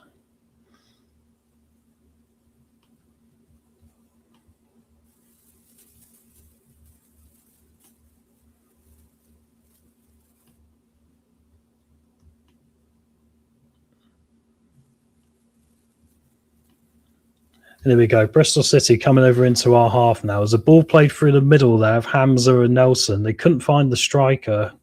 Hamza's going to do well there to pick it up. We're trying to play it out from the back. There's a lot of Bristol City players pushing us back there, guys, but we're going to come away with it. And here comes Jordan James over halfway. A potential counter-attack on. AU's got to stay on side. He has to come back and check his run. We lose it to Bristol City, then it comes back to their back line there. We're happy to stand off them here. It's interesting because they're just holding on to the ball about 5-10 yards outside their penalty area with the 3 at the back system they've got. We've got 4 Leicester players up there, and we're we could really be running at them, but we're quite happy to stand off them here and face towards, get close towards our halfway line. It's almost like we're challenging them to come at us here and try and play through us. Hamza now's got a battle here down the right-hand side. It's going to come back inside, just outside our penalty area. Hamza gets a foot on it again, does well there. Fataru links it up, a nice one-on-one pass. Ayew then's going to try and connect as well. And it's going to come out here down to the far side. Both teams looking like they've got little bursts of action, and then the game just kind of dries up. Long ball forward here, though, from Skip. He's switched the flank here up to Mavididi.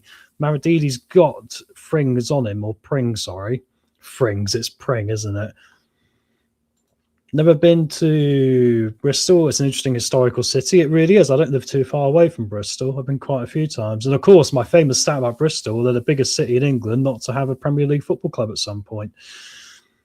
Mavididi tried to lay one off there into the penalty area, but it's gone to the Bristol City defender, who now clears it up towards the left-hand flank. There's a bit of a battle going on here. It looks like Skip's getting really close to his man, and he's done really well to win it back. Here comes Mavididi. Strike, hits the defender.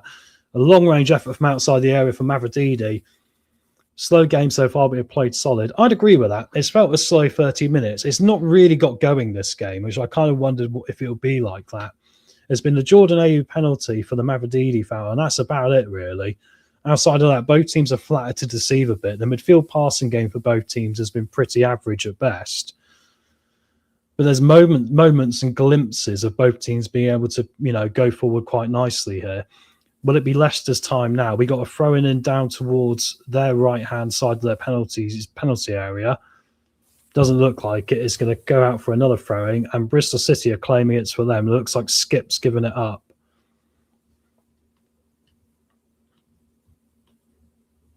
Hamza's going to take it, so no, it is our throwing. We'll take that. Just trickled past the half-hour mark, actually. My clock is about 30 seconds behind, but that'll do for the added time as well. Hamza's given away a free kick. He was in a duel down the right-hand side, and they just got into a little bit of a tango. When footballers look, are trying to go for the same ball, they end up hooking arms and going round in circles. It was kind of like that. So Bristol City here to take it. They're going to come down this right-hand side now. They're going to play it all the way back close to the centre-back position. They kind of play a similar style to us, ironically, Bristol City. So if you ever want to replace manager, I'm guessing we shouldn't go for this manager because he's very similar to what we got. Anyway, they're going to try and play it over the halfway line now. Do you think today's performance is encouraging, given we played a game just 4 days ago? I think so far it's hard to make head nor tail of what performance level is Prashant, really. Bristol City coming through down the left-hand side now. They're going to play it in, and we clear it behind for a corner.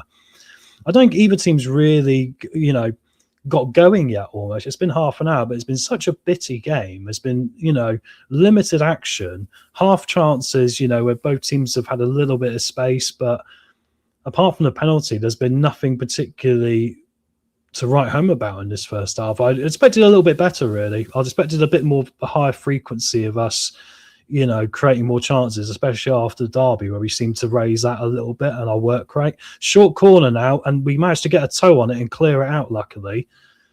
It was played low along the ground, just towards the edge of the penalty area, and then it was Fatawu who came out sliding to clear it away before there was a free chance at a shot on goal. Now here come Bristol City again. They've switched the flank down here to the right-hand side, Leicester's right-hand side, their left-hand side. And once again, we managed to get it clear. It looks like that was Nelson this time getting his foot on it. Backs to the wall here. All the Bristol City players are up. We're trying to use Ayew here to run out and try and press their defenders. They got space out wide here. They're going to find it. There's players still in the box. They've still got players up from the corner here. The set-piece players are still waiting. The ball comes in now, and there's Hamza at the back post, and it's been headed wide by the Bristol City forward, and he's so angry with himself. Got in front of Hamza there, couldn't get in front of the back post, and it's gone out here. You can say Bristol had the last two major chances here, and Hamza was a bit poor there. He should have got in front of his man, and he just didn't do it. So that was very disappointing. Still, as you can see on screen, guys, at the bottom, it's Bristol 0, Bristol City 0, Leicester City 1 here. As we take our short goal kick, and then Jacob ends up kicking it long over the halfway line, trying to find Fatawu. It's nodded on by the Bristol City defender. It's gone out for a throwing here, right down towards the Bristol City goal, just outside of their penalty area. We'll take that winning those second balls high at the pitch. But the Bristol City manager doesn't look best impressed with tonight. Sort of looks like a Bond villain a little bit. Hamza's having a word with the referee here about something. The referee's telling him just to shut up and keep going. Sounds about right. Going to be a long throw in from Luke Thomas about to come in.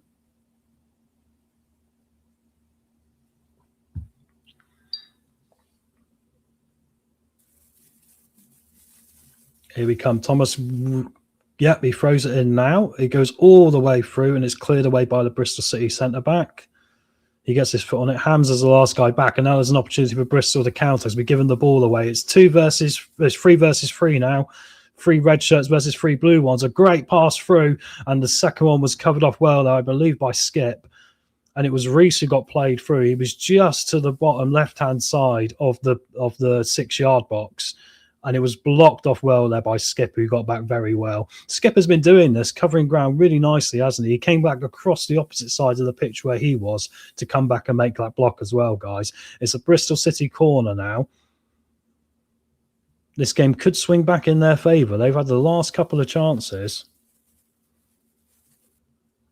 Played in towards the 6-yard box, and it was close towards the goal, and it's gone behind for another corner.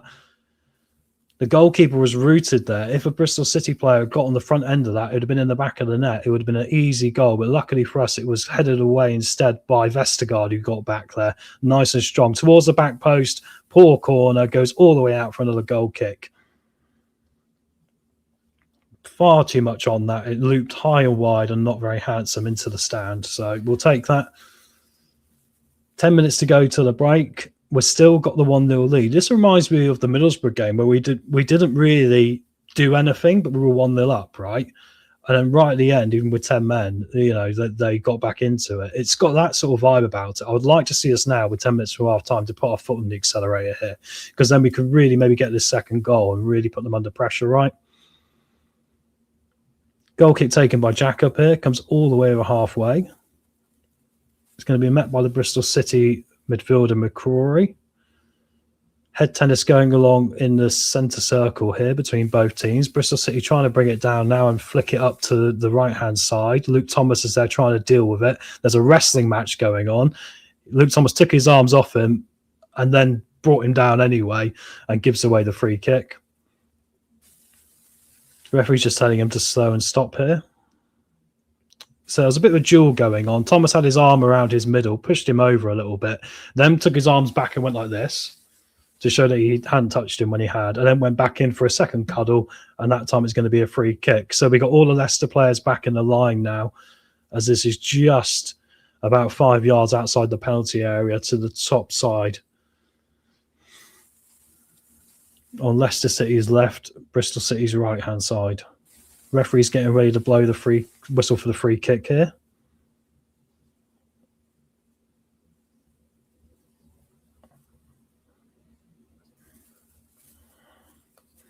And it's played in, and luckily it's gone wide.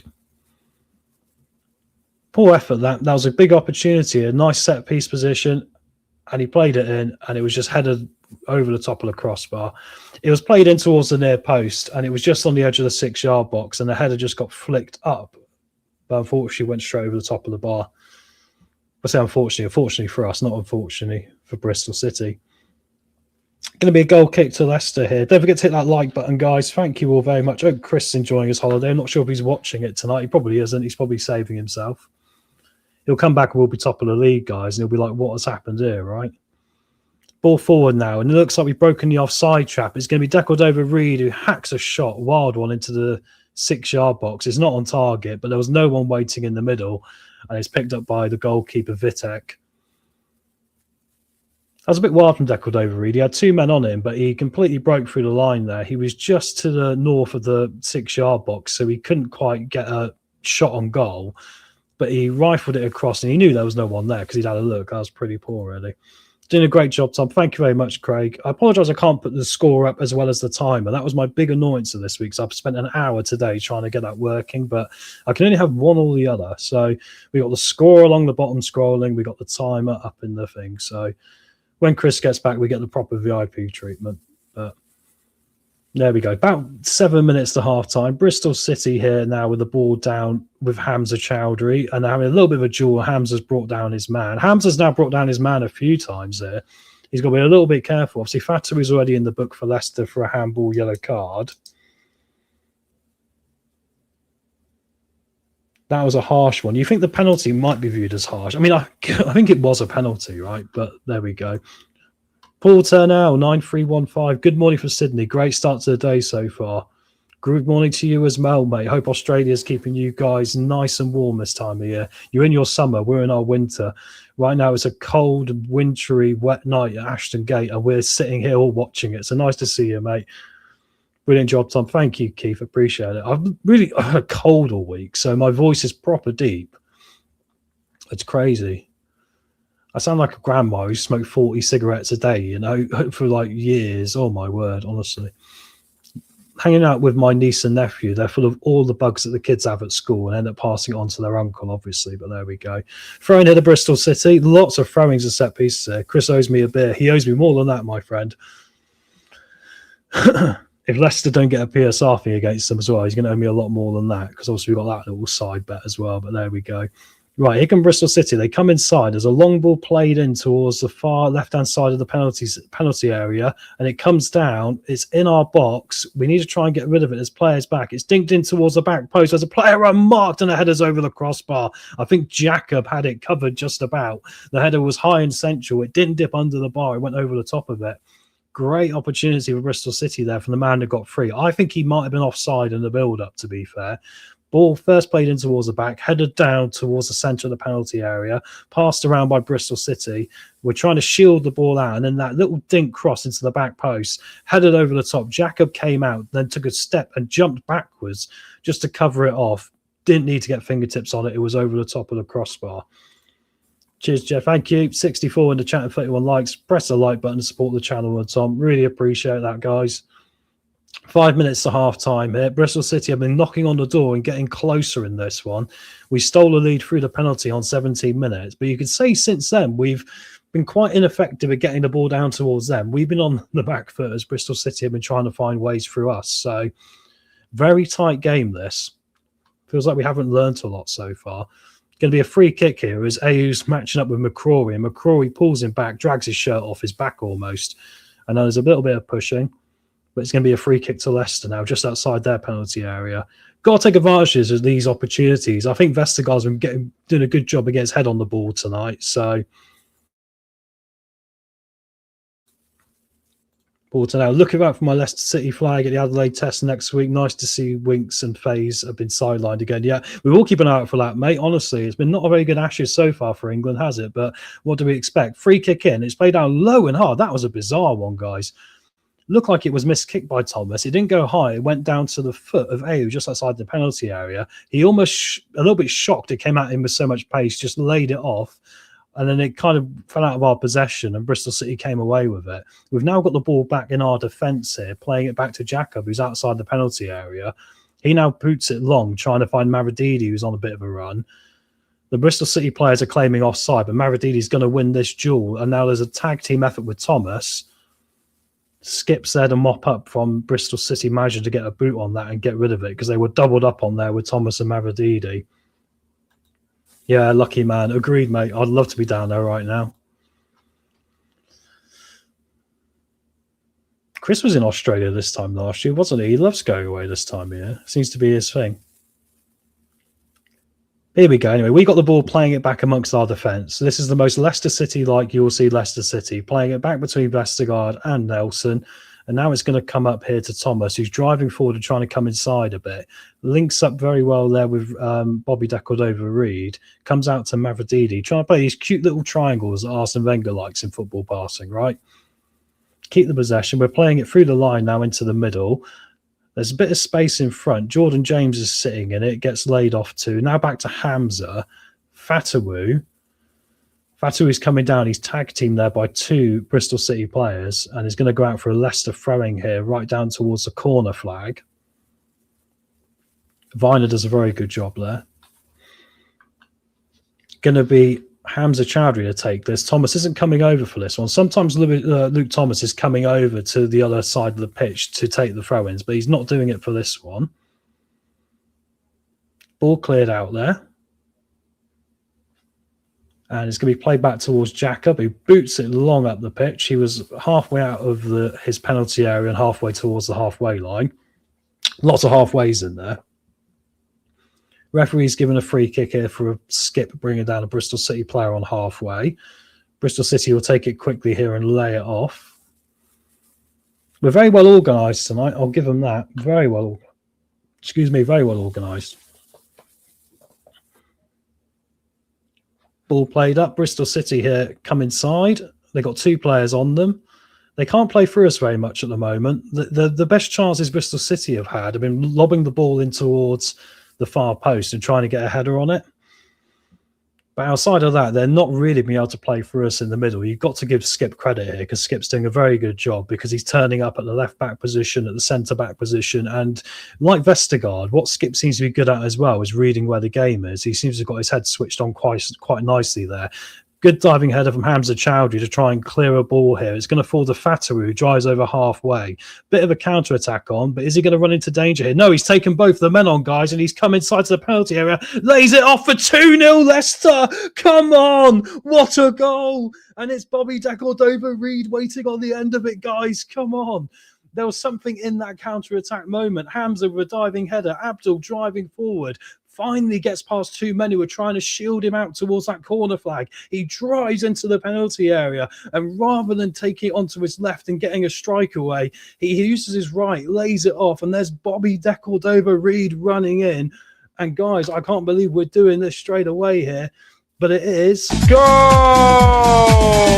Back of the net.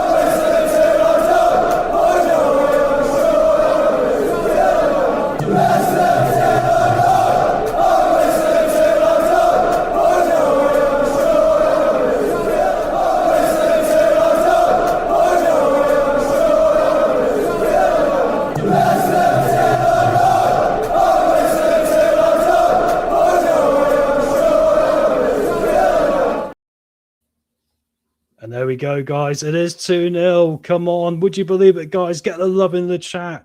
Get in. Exactly, Paul. We'll take it. Fatawu playing well. That was great. That was the best of everything you want to see about Fatawu. You know, the driving run, the ability to get past a man, the good decision at the end, which wasn't just a selfish one, laying it off to Bobby Decordova-Reid. Brilliant stuff. And also a nice swift counter-attack. It was 3 passes from the centre-back, and we were there. Now we're into the added time at the end of the first half. Going to be 2 minutes of it, guys. England need to win the Adelaide Test. Yeah, they do, mate. They do. Great goal. Great goal. 2-0 to Leicester City. You got it. We predicted 2-1, me and Wayne. What a good time, double R league. Keep it going, Leicester. Probably 2 up for Wayne if I shout as well. Yeah. But there we go, guys. So it is 2-0 at the moment. And we literally got seconds to go here before we get to the halftime whistle. And then we'll have a quick comfort break, because I've been sat here drinking coffee. I'm probably better doing a Murray Walker and standing up and doing my commentary. It won't, you know, it makes it a bit easier for you, doesn't it? Bristol City just passing amongst the back here. They're a little bit shell-shocked. We've completely mugged them there. This has been a proper muggy kind of performance, because we had a couple of little flurries. They spent the rest of the half here, Bristol City, trying to get on top of us. But we have nicked another one there with a good little bit of decisive play. A great cutback from Fatawu to find Bobby Decordova-Reid. And I said in the pre-match, finding that space, right? And he found the space and he's put it in. As there we go, guys. It is the half-time whistle. We are Birmingham. Bristol City 0, Leicester City 2. Martin Cifuentes in. What a turnaround this season. Unbelievable. I completely agree. Right, guys, we're going to have a quick 1-minute comfort break while I wait for my halftime guest to come into the picture as well. And then we shall be back. Just changing my headphones over. And then we shall be back and we'll be ready to talk about the first half. So, guys, we will see you in just a moment here.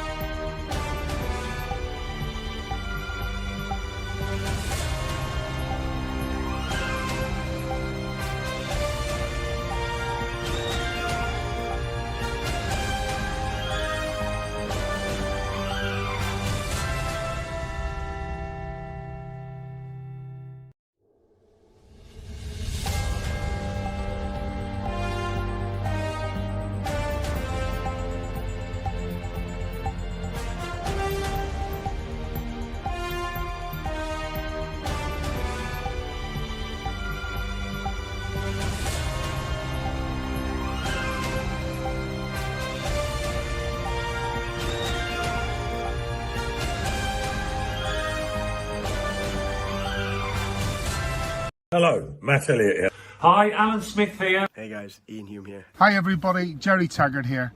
Be sure to watch Chris and Leicester Till I Die TV. For all the latest Leicester City news and information. You can also subscribe on YouTube and various social media channels. for the latest updates and news on Leicester City Football Club.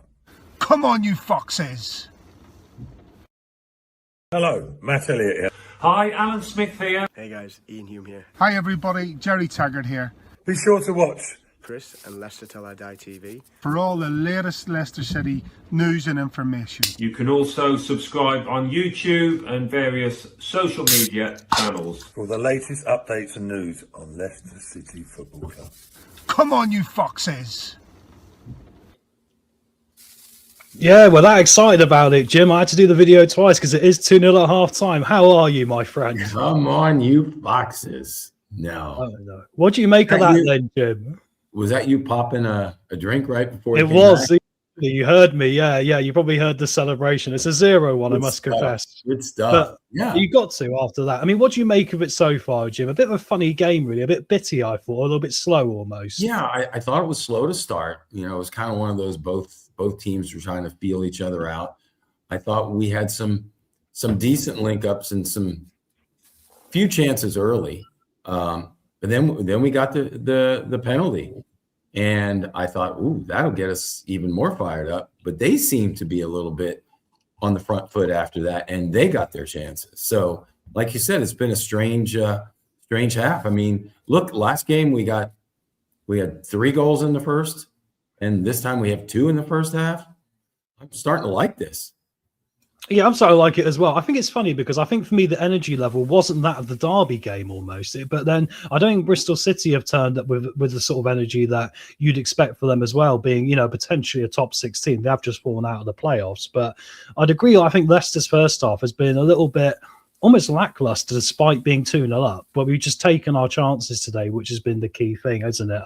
What do you make first of all about the penalty, Jim? I mean, we'll get to that first because that was the major thing that really turned this game into our favour, wasn't it? Really, I think it's one of. Do you think it was a penalty first of all? I think it was, but do you think it was a penalty? I do. I think it was. I think it was justified. I think IU took care of business. I know you said on the Watchalong, it looked like he was a little wobbly taking it and he was going to put it over the top, but I think he had it all along. But no, it was a penalty. And I think that we deserved it. Yeah, I think the referee had a funny game up until that point because I think there was a yellow card before that as well for Abdul Fatawu, which hopefully won't come and bite us in the bum later because it was a handball that apparently sort of hit him here and he was very, protesting. He was animated. He definitely was animated, and I don't think he should have been given a yellow. I didn't think it was. No, I don't either. I think it was pretty harsh. I think from there, the referee kind of annoyed Bristol City as well a bit, didn't he? So it shows that, once again, it's one of those games perhaps where the referee standard isn't all that. But, right, let's quickly get to some other bits here. I was going to talk to you about the midfield battle because it's kind of been a game where a lot of the game has been out of play almost. The ball's been going out to the touchline, lots of throw-ins in, lots of head tennis in the middle, both teams trying to win the ball. Do you think that both teams have lacked a little bit of finesse tonight in their play, Jim? I do. I think after we scored, we seemed to stay back deep. I think we played a little too deep, which enabled them to bring the ball through the midfield, and it gave them those more opportunities that we saw after we scored. And that was a little concerning because I thought, oh, now we're going to get a goal because they're spending more time down at our end. And then we scored again. They've had chances. But then again, so have we. We hit the bar one earlier on Mavididi. I was going to say, I think both teams have come close with chances like that. I mean, for a game that's felt quite flat, there's been a surprising amount of chances. We also got to say both teams, Jim, have got this thing about playing out from the back, haven't they? We've seen it with Vitek, the Bristol City goalkeeper, to Dickey, and then he gave us up an opportunity. We had it with us at the back as well, when Luke Thomas played in one of the Bristol City forwards, and luckily Jacob got it down there and saved it. I mean, do you see, if this game carries on the way it is, an individual mistake like that at the back could be the next goal from one of these sides? Well, I was certainly afraid of it when Thomas made that move early along the touchline. I thought, Jesus, that's all we need that early in the game. I think with the 2-0 lead, certainly a mistake can get them back into the game. I think at halftime, hopefully Marty gives them a little bit more inspired talk and gets them to come out. What we saw last week was them on the front foot a lot more. I think them staying back deep like they did is just going to give Bristol City too much of an opportunity. So I think we're going to come out stronger in the second half. And if there is a mistake, hopefully by then it's 3-0 and it won't factor into the outcome. Yeah, definitely. Just a quick half-time to you guys. I forgot to mention them. It's Derby 0, Millwall 0 in the other half-time. Ipswich 1, Stoke 0. Stoke are falling now a little bit after we've beaten them, aren't they? They can't seem to get a result at the moment, dropping out of the playoffs. And Hull City are 1-0 up over Wrexham as well. So we're the only game with 2 goals in. We're the only away team winning tonight. Of course, this will put us up towards the playoff picture again. So, Jim, second goal. I mean, I was looking at this game and going, there wasn't enough quick transitioning for me. I felt that Bristol were there for the taking if there was a bit more quickness in what we were doing. And then all of a sudden, just as I'm thinking it, diving header clearance from Hamza, falls to Fatawu, takes on 2 men, gets around them, isn't selfish, lays it off just so decisively to Decordova Reid. An easy finish for him, wasn't it? What do you make of that goal, mate? That was beautiful from the start, from the back all the way up. The cross, I thought Bobby was in the right spot. He knew where he needed to be. Something we talked about a couple of weeks ago about he has good field presence. He knows where he needs to be. But it was beautiful. That's the link-ups that we saw. We saw a lot more last game. To your point, we really haven't seen it at that quickness this game at all. But gosh, that was beautiful. And that gives us that second comfort goal. I'm not a big believer in this is the worst score in football. I'd rather be up 2-0 than down 2-0. Yeah, exactly. We'll see how it goes. Good question here from Keith. Do you agree with this, Jim? At long last, Marty has found his best possible 11, possibly Ricardo starting it right back over Hamza. But do you think the rest of this team now kind of picks itself after Derby in this first half? Well, it's funny you said that. I was texting with Wayne. I know in the pre-match, you had asked him the question, did he think that Nelson was going to solidify his position alongside of Vestergaard? And I think you guys, contemplated it back and forth. I think he's a beast. I think he needs to stay there. It's nice to have a Luco in if needed. Maybe one of these 2 match weeks that you get him in, or if he tires one time or gets nicked. But I definitely believe that Nelson should be there. Certainly like the way James and Skip are playing at midfield. I can't deny what I'm seeing with Bobby Decordova Reid. Mavididi came to play. You talked pregame about Mavididi and Abdul not playing up to their potential, and all of a sudden they saw some great moments. So I think he can interchange his strikers, but everywhere else I like what I see. I like Thomas, and to your point, Ricky P and Hamza could swap in and out. I'd say within a player or so subbing in and out, I think he's settled, and I think they're buying into what he wants. And when you get guys like James who can get out there and kind of lead the team, he's been quietly effective, I think, in the first half. He hasn't had those brilliant, exciting moments, but I think what he's done is he's made the runs that drew the defenders with him, and he's there when he needs to be. So, yeah, I like what I'm seeing. Yeah, I agree with that. I think it's interesting because I think there's times earlier in the season, especially when the pressure was coming on Mavididi and Fatawu from the fan base, I think they were trying to do a lot individually on their own backs, but I think the rest of the team around him wasn't as committed to that teamwork process. And I think it's interesting. I think tonight and against Derby, we've seen that maybe shift back into the right balance again. Maybe a lot of it is Winks going. I don't know, mate. Good question here from Prashant. Would you consider making changes at half time? Jim, what do you think? Any changes for you on the second half? I don't think so. I would watch Mavididi with the yellow. He's got to play Fataru's got the yellow, I think, hasn't he? Oh, Fataru, my bad. Yeah, my bad. For the handball. Yeah, I would watch. Yeah, I would watch that. Otherwise, no. I mean, if they're monitoring minutes, maybe as the game goes on. Certainly, I would take IU out later and get some fresh legs up top. But I think the rest of them have what it takes to go the distance like I said, unless fatigue comes in or they're monitoring minutes. Yeah, exactly. I'd agree. I still think I'd like to see Page and Evans tonight at some point, not straight away, obviously, but if we get later in and we are luckily maybe 3-0 up or 3-1 up and the game's looking pretty good at that point, then I'd like to see them come on just to start bedding them in, because I think that's the exciting thing as well, is seeing what they can do now they're featuring more from the bench. There's a good comment here I just want to quickly bring up again for you, Jim. Would you agree with this as well? Where can I find it? From Paul. Comprehensive first half, but Bristol City do look poor. I mean, how much do you think, Jim, this is Bristol City being poor over Leicester being good, being realistic? I think they both had their chances. I think it was a slow game. There wasn't a lot of quickness from either squad. It wasn't one of those end-to-end, back-to-back, like we've seen in other games. But I don't think they're poor. I mean, certainly there's a couple times Jakob had to be on his toes or there would be a few goals scored for the other team. So I like what I see is what's Leicester going to do now with a different type game. They have a 2-0 lead. They have a different type game than what they were faced with last week when everything was going their way and they were on the fast front foot. Now it's a slower game. They got to settle in. The only thing we got to watch is to not get too complacent, not stay back too deep and invite them into our end. Definitely. I agree with you. Back to the subs.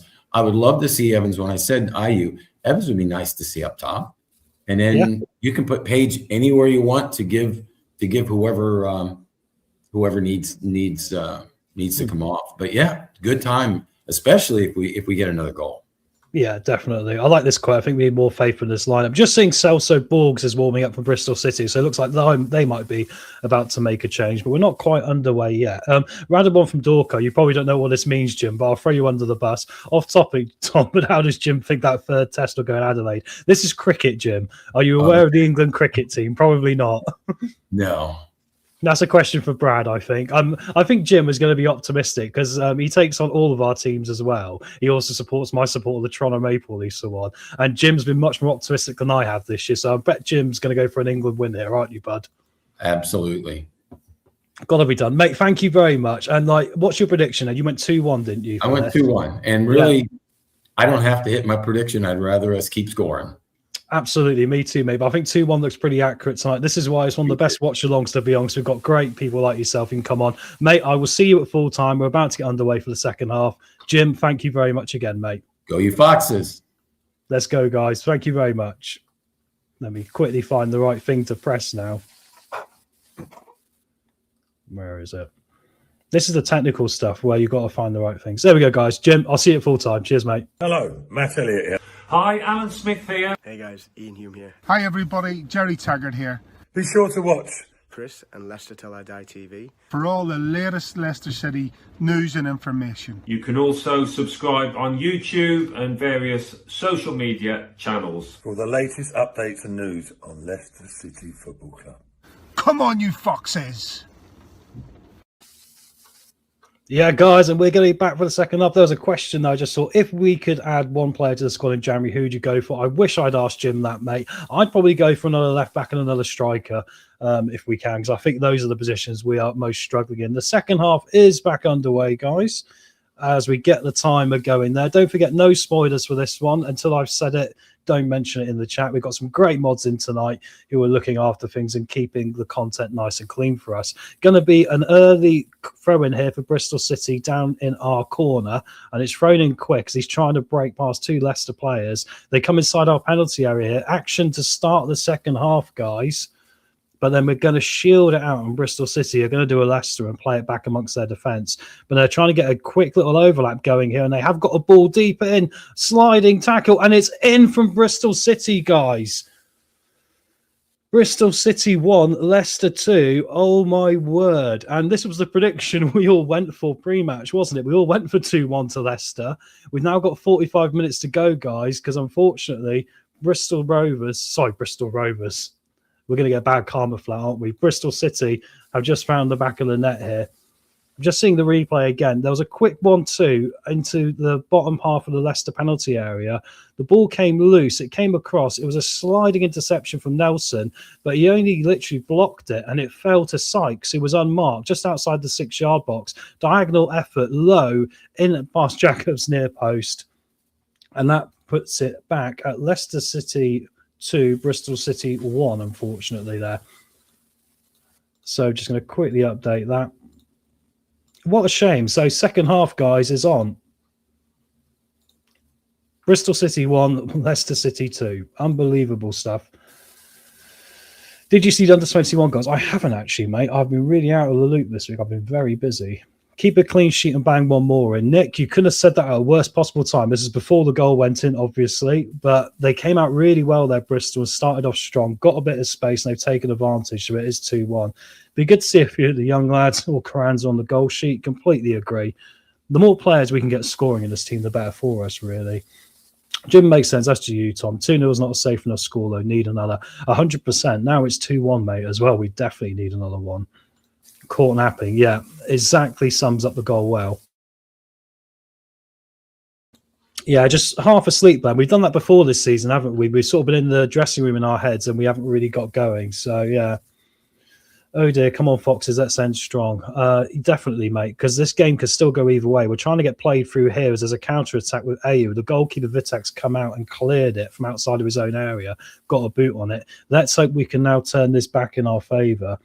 We should have known they would come to us fast. Now we need that third. 100%, mate. Definitely do on that one, Jeff. Marty's halftime tea talk. Don't fucking up so much amigos. Didn't take long here. And talking about that sort of thing, there's 2 players down here. Mavrididi's one of them, and it's McCrawley of Bristol City. Looks like there's been a bit of dicey here. Yeah, Mavrididi and McCrawley just fell into each other. They were both running alongside the ball there. There was nothing in it, and both men just fell into each other. McCrory's taking his boot off, so he's a bit concerned here. That might do as good as Darford Sound, kick up the bump. Well, you've got to learn, haven't you? I mean, if you're going to let teams have these chances, and it was sloppy. It was a sloppy goal to concede from what you guys saw. It was just, Nelson did well to block it, but there was no one there reacting to that second ball, and Nelson had to get back up, and by then Sykes was in. Jacob maybe could have covered the near post, but if he'd done that, would he have gone the opposite side anyway? It was low and hard, difficult one. Still in dressing room, kind of sums it up, yeah. Anyway, the players are now back up after sitting down there for a couple of minutes, and we're going to get this game back going here. There was a little argy-bargy there between Nelson and the Bristol City player. It looks like Nelson's trying to ignore the referee, and he's gone in the book. The referee knew what he was going to do. Nelson was trying to avoid the confrontation. And hello, all of a sudden Bristol City have now got a free kick in the 49th minute, right up close to our penalty area. This game might have suddenly turned, guys. Hit that like button. Keep those goals out by hitting the like button. Ben Nelson is in the book as well. That makes 2 Leicester players for today.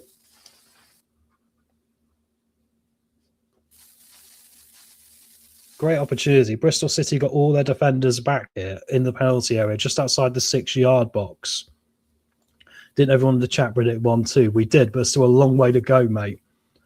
Long way to go. But saying that, you know, we got back in it against Sheffield United, didn't we? Let's hope it's not going to be the opposite way around today. Bristol City play that ball in, and Jacobs got down and made the save. It went all the way through. It bounced up in front of the goalkeeper. All he could do was dive to his left and parry it round. It fell free inside the penalty area, would you believe? And it was cleared away behind the goal by, I believe that was Nelson or Vestergaard. And now it's going to be a corner. And here come Bristol City. They've played it short, and they're trying to duel with the ball and Hamza Chowdhury on the outside of the penalty area.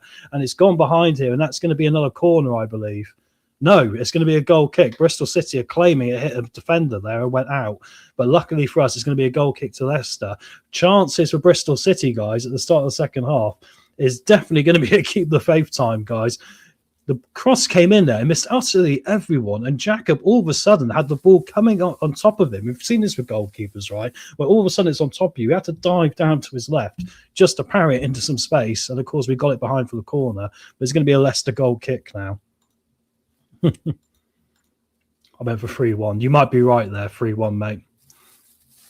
Who knows? 2-1 will be really good for me. I need some prediction league points, guys. Really dodgy start here from Leicester. You argue Bristol City could have scored twice there in a couple of minutes.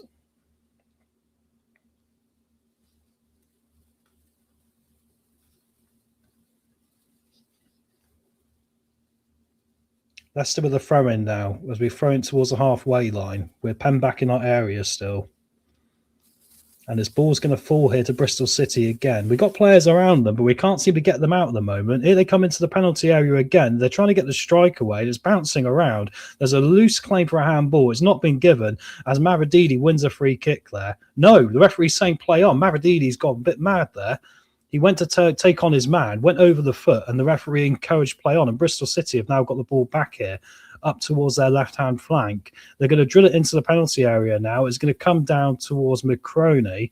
He's barged over. The referee is saying play on to that one as well. The referee is literally, unbelievably, letting both teams push each other over at the moment. And we're trying to counter with Ayew, and he's doing really well down the left-hand flank here. He loses the ball, and it's going to go out here for a throwing to Leicester. But it's just outside that penalty area. Jordan Ayew doing all the work on his own there. There we go. Squeaky bum second half, 100%, mate. Same tension in your voice you have in the FM Manager show. It's the cold, Wayne. It's the cold. Of all the weeks to get a cold, so we've got to speak more. I'm trying not to cough into the microphone. That's a long way for us to hold on to 2-1. It is, but we have got a free kick now. Going to be a free kick to Leicester now. No, it's not. It's going to be a throw-in. Sorry. Luke Thomas taking a long throw-in. The camera was on a wide shot. So it looked to me like there was players up there ready to get on the end of a set piece, but it was the long throw. It's been headed clear. We're still going to pick the ball up, though, and keep Bristol City penned back. Skip has been given a duff of a pass there, and now here come Bristol City. Hamza's going to just get the ball and drill it towards the opposite flank. He's done really well here, and it's a poor touch from Fatawu, who can't control it. It touches his foot, and it goes out for a goal kick. If he kept that down there, he'd beaten the last man. He could have drilled it across or maybe come inside. So that was a big opportunity for us there. I made a brew and they're back in the game, WTF. I know, and it could have been 2-2, mate. There was an opportunity just after that as well. Bristol crowd's getting behind them. We're finally hearing some noise now. You're right. And here they come again, guys. Another opportunity. Ball into the box. Headed clear there by Vestergaard. Can we get rid of it? It's the midfield battle we're losing. Mavrididi's got to try and win this. He doesn't. It comes back all the way to the Bristol City defence now. But they're looking like they're just trying to get forward down the flanks and whip balls into our box. They're going to just put us under pressure here. Hamza just got a head on that cross, and it nearly fell to a Bristol City player inside the area, but we do just about hack it clear. We're probably a bit too deep now. We're allowing Bristol onto us. What are the stats saying? A very good question, mate. I just got to double load them up. Refresh them. I would say so far the shots have been very even, Prashant. Very even. So at the moment, yeah, both teams have had 9 shots. We've had 4 on target. They've had 3 on target. So this game is incredibly close. Touches inside the opposition box. Bristol City with 18, Leicester with 17. The goalkeeper saves, duels and fouls committed are all exactly the same at 2, 9 and 5. So you couldn't get a more equal game right now, but Leicester still hold on to lead. Here come Bristol City, though, and a deflected strike. And Jacob gets down well there to his right-hand side and saves that one beautifully. It was through a crowd as well. You would have seen it late. It was hit with some venom behind it, but he got his arms around it, wrapped it, and kept it in close, which means there wasn't a rebound attempt, and now we can kick it out for our goal kick. But Bristol City looking a bit more sharper this half. Their manager's obviously had a word. Jacobs had to make a couple of saves here. We've got to try and get the ball back in their half and get it more front-facing, because at the moment we're just defending the inevitable, it feels like.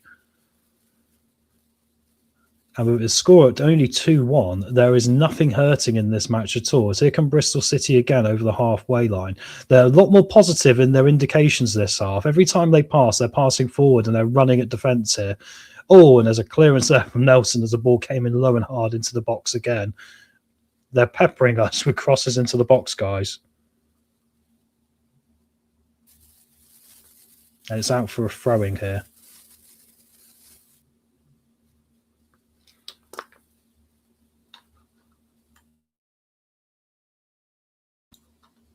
Imagine if we have to hold on to this for another, 35 minutes. That would be typical Leicester.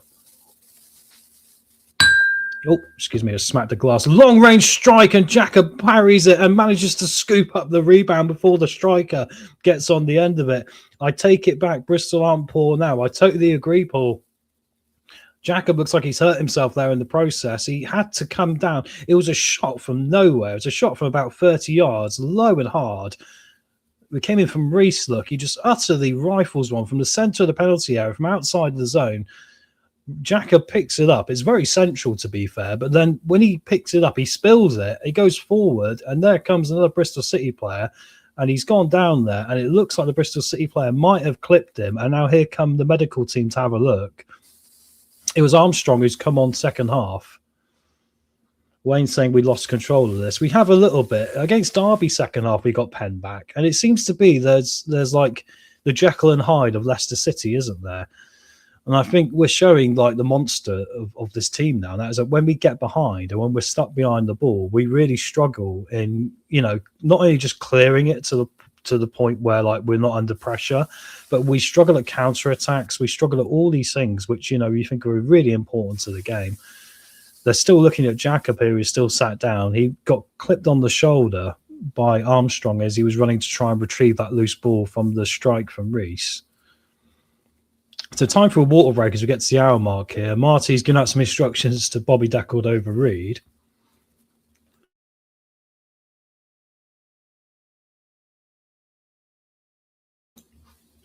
Just seeing this again now, the goal. Yeah, it was just played in. Neat one-touch football down this right-hand side for Bristol City, which is where Luke Thomas is, understandably. We were all kind of ball watching. They just played through us. And then the rebound, obviously, from the first cross. And it fell to Sykes, who put it into the back of the net. Jacob looks like he's up now, guys, at least. It looks like the referee's having a word with him, getting his gloves back on. So it looks like disaster averted there. Leicester need to show that defensive grit and hit them on the break. Totally agree there, honestly. You nailed it. Nailed it there, Jeff.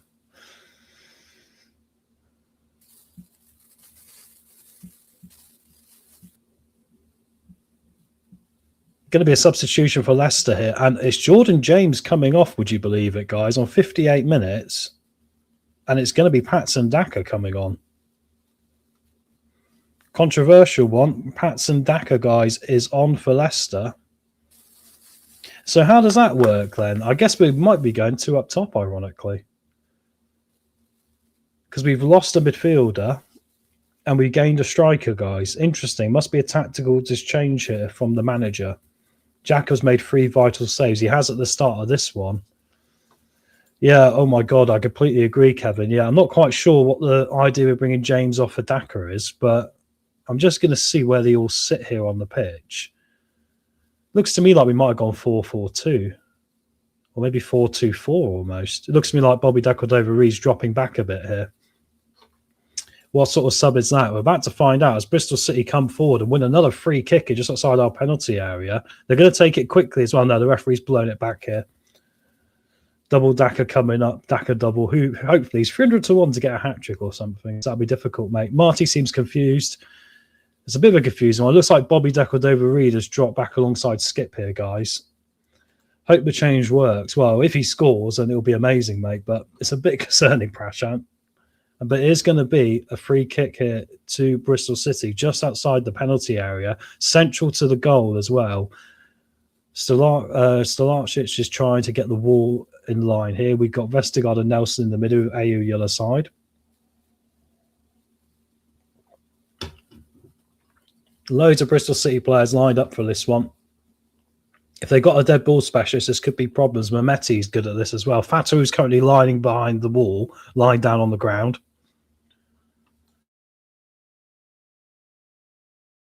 There's no shotgun under this wall because we got a wild Fatou just lying across the defender's feet there.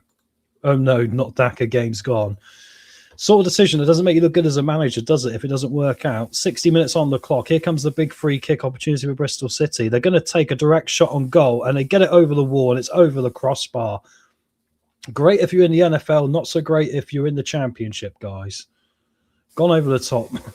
Not so good. And it is still Bristol 1, Leicester 2. And it's going to be a goal kick to the Foxes. Miles over as well. Miles over.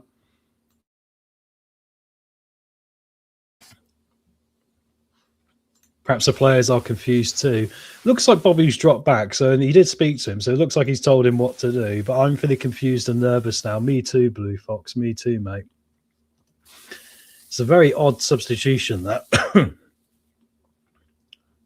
Maybe it shows he doesn't want to put Louis Page on. I don't know.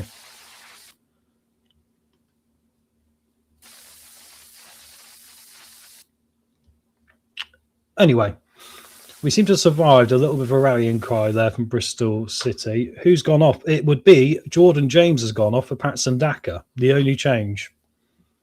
I know, it's utterly insane, isn't it?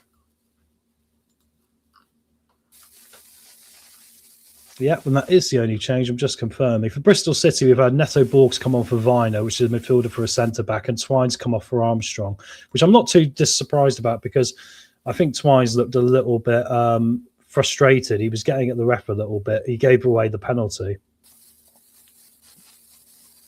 So I think when that happens, you sometimes got to make a change, haven't you? Armstrong's got a lot of pace for them as well, so he is someone we've got to be a little bit careful of here.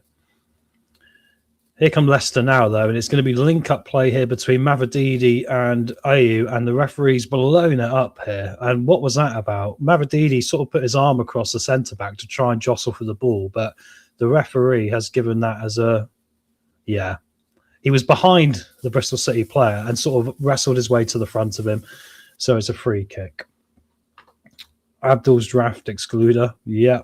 It must be an injury, surely.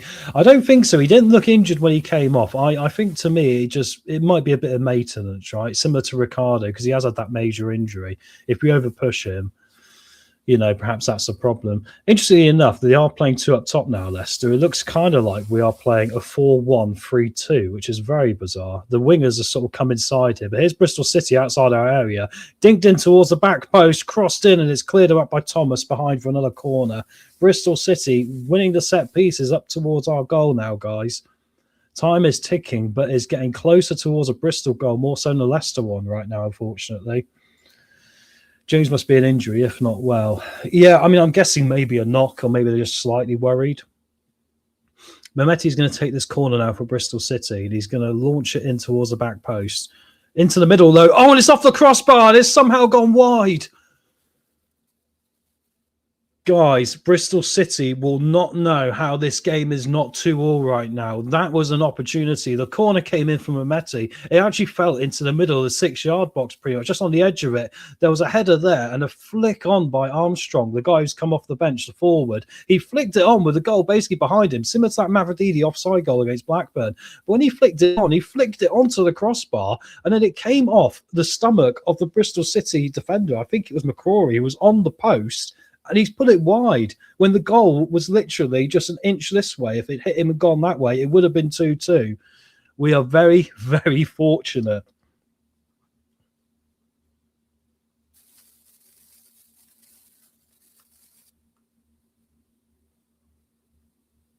Looks like Leicester are going to win a free kick now, though, and take some pressure off.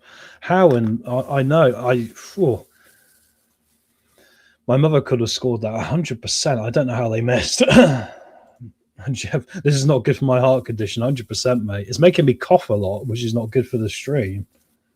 If JJ isn't redlining his stats, that's enough. So I think he probably is redlining his stats. Cameron Pring goes in the book here for Bristol City for arguing with the referee, so that's encouraging. We're going to have a go at this from distance. Decordova Reed is lining up to take it. Hamza stood behind him, and Thomas is just slightly off to the left.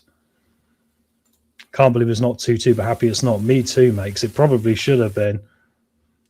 Free kick played into the penalty area. It was poor, though. It's gone straight to Bristol City, and now they're going to try and counter-attack it. We've got to win this, and it's Thomas there coming back and clearing it away, and it's going to be a throw into Bristol City on halfway. They're trying to do things a bit quicker here, but we've got everyone back. That's good.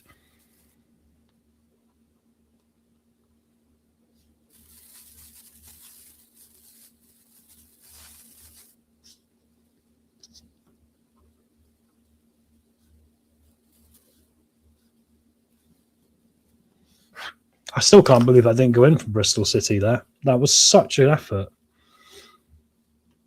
I cannot believe I didn't find the back of the net. We're so fortunate, but we'll take it. We'll take it. Sometimes in life, you don't have to be good. You just got to be lucky, right?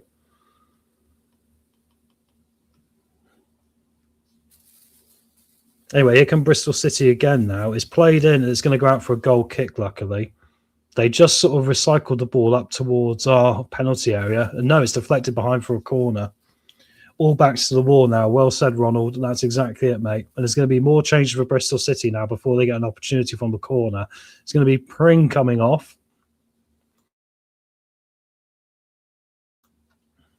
We're just going to see who's coming on. I believe it's Cormac. No, Knight's coming on for Pring. So a defender off and a forward on. Bristol City will smell some blood here now. They've had many opportunities to get this game back level, and they've got another corner about to come in. They're all hovering around the middle, and that's where the danger pass has been. I'm already holding my breath with 24 minutes to go. Tell me about it, mate. Corner comes in now towards the near post, and it goes all the way to Vestergaard, who gets a strong head on it, but it's still going to come back with Bristol City. Down to Sykes, who flicks it in towards the back post. Jacob comes out and grabs it from the sky. Easy stuff. Settles it down, still 2-1. Whoever scores next goes on to win. This ain't ending all square. I think you're right. I think all of our predictions, Nick, before the game were probably in the mindset of if this game lasted for 70 minutes. But if it goes for 90, I think we could see Bristol turn this around yet. Thanks to Marty's substitution. Yeah, I'm not so sure it's wise. And Marty's tampering always makes things worse. He's not got a good rep. Sometimes he does okay. Other times he gets it horrendously wrong, doesn't he? I think Marty started out well, and then it suddenly got worse along the way. He's had one or two games recently, I think he's got it right. But, you know, outside of that, I think you're right. His decisions have been a bit dodgy at times here. So Bristol City now can have a throw-in just about on the halfway line. Sorry, a free kick, not a throw-in. We've had so many throws. I'm half expecting everyone to be a throw-in. There've been a lot of competing for that ball down the flank. Anyway, here come Bristol City over halfway now, trying to play nice one-touch football and getting it past our men, and they're doing that quite well at the moment. Comes back into central midfield now and back to centre-back. We're trying to stay nice and tight and compact here, and it's definitely a 4-2-2-1 by the looks of it, or something along those lines. Looking at how everyone's lined up. We lined up in a back four, although saying that, it could actually be a back five now. We might have matched up here and gone 3-5-2, you know, guys, actually, looking at it, which would make sense with James coming off and Daka coming on. But at the moment, Bristol City are still managing to get the ball off us here. Don't like being this passive and not for another 25 minutes. Exactly, mate. This is the worry, isn't it? And there's going to be a corner here again to Bristol City. The corners are mounting up, you know, guys. Eventually, they're going to score one of these in a minute. It's just, you know, law of averages, isn't it, from how many they're getting?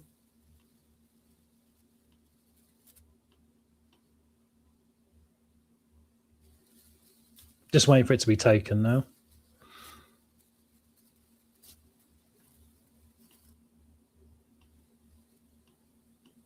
It's played in and it's going to be cleared back out to the original taker, but there's an opportunity to get it back in again here. He lays it off to the fullback who crosses it in. It's fallen down. It's on the volley and dragged wide of the far post by Bristol City.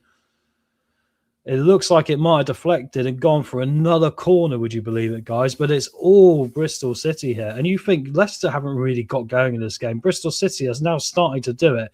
It bounced. It looks like Vestergaard reached his head out there and headed it past for a corner. He did. Superb clearance from Vestergaard. And once again, Vestergaard's getting on the end of it. But the referee has blown for a free kick to Leicester there. There was a grapple going on with Jacob, by the looks of it, who's gone down and hit the deck there.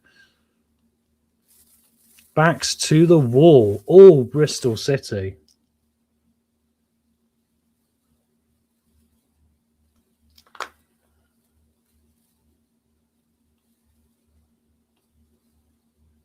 They're looking very motivated here.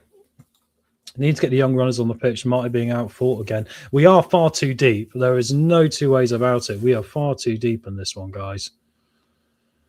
Really struggling to be able to get hold of the ball this half and be able to progress the ball, be able to counter with it. We're just rubbish at all those things, really. Basically, we're rubbish at football. Marty could have taken Bobby Deckled over Reed Officer Jordan James. He could done, yeah. It does look to me like he's changed the shape oddly. He's matched up and gone 3-5-2 as well, which is interesting when you've already gone a goal behind. So maybe there's some method in the madness here from Marty. But it is hard to know.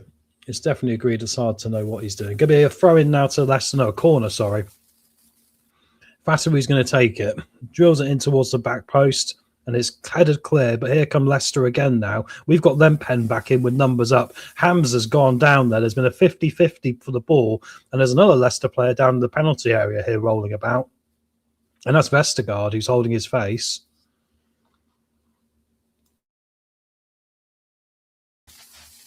We used to be fearless. We're very afraid right now, Dorco. I'm going to be honest, mate. We're very afraid. Although we have got two Leicester players down. What happened to Vesti here? Oh, he took an elbow right into the face.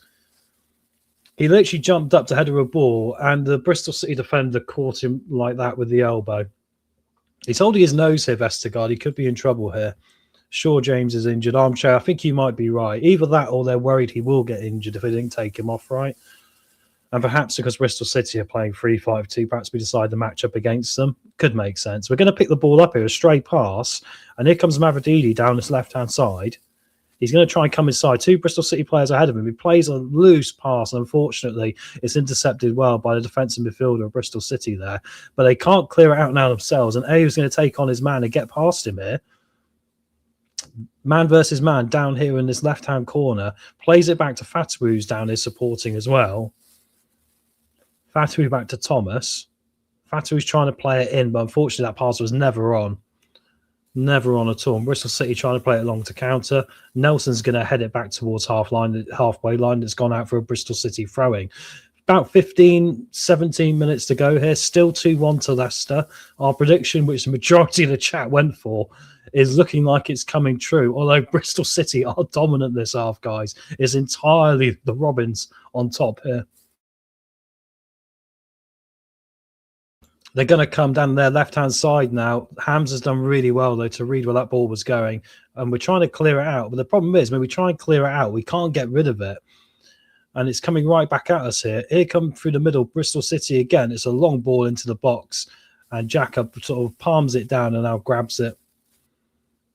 He could have let it go out for a goal kick. It was going wide, but he decided to intercept it as well. James talking to Marty when he came off. Last time he was taken off, he looked like he wanted to knock him out.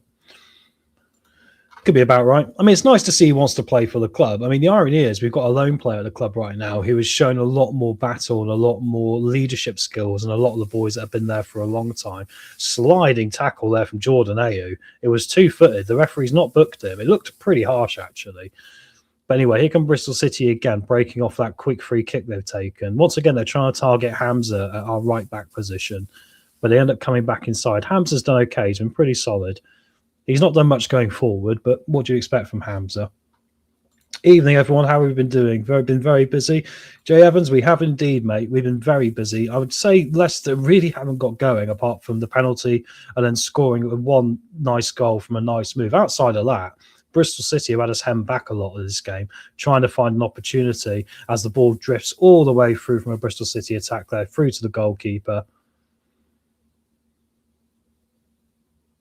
And once again, we survive another day. Is Daka still on? Good question. He is there somewhere. We can't really see him. They seem to have lost the plot. They do look a little bit like they're lacking ideas, unfortunately. They seem to be getting their own heads sometimes, don't they, our team? They've just shown Daka he's on camera.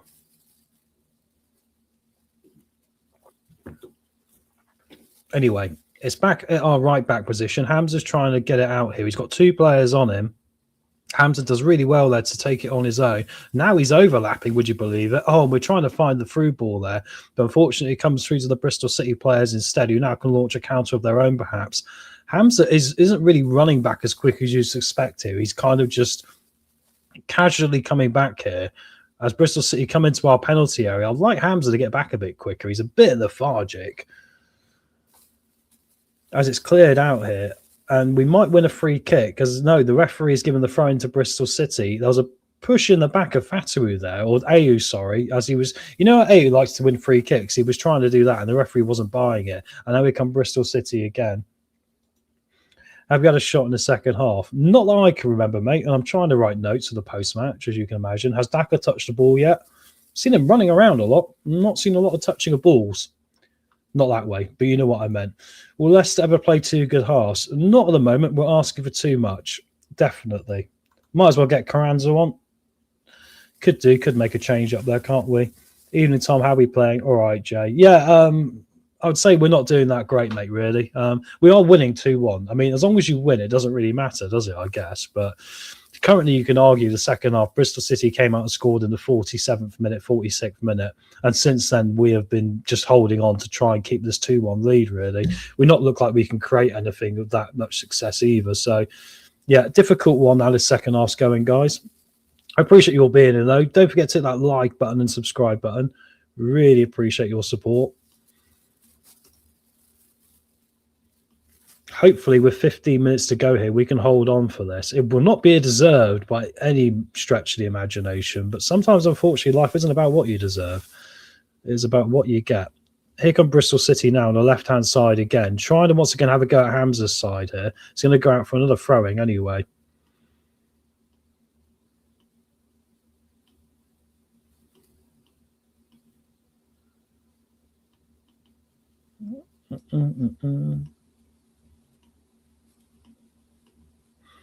As my thing's just frozen up.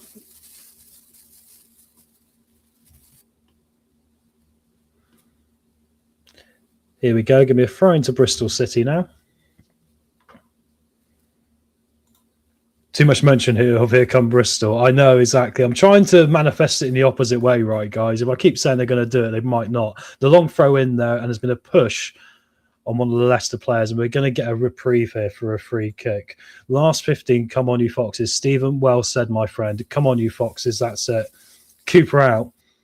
About a year ago, you were about right there, my friend. Get in that time machine, the hot tub time machine. How do you expect Daka to play without receiving the ball from midfielders? Completely agree, George. Great comment, mate. They're looking very disconnected this half. They've been so interested in defending and trying to keep Bristol City out on the last line of defence. Anything else has just gone by the wayside. Even trying to keep the ball from getting it out has just been impossible for this team second half. Fatu seems unable to pass a simple ball.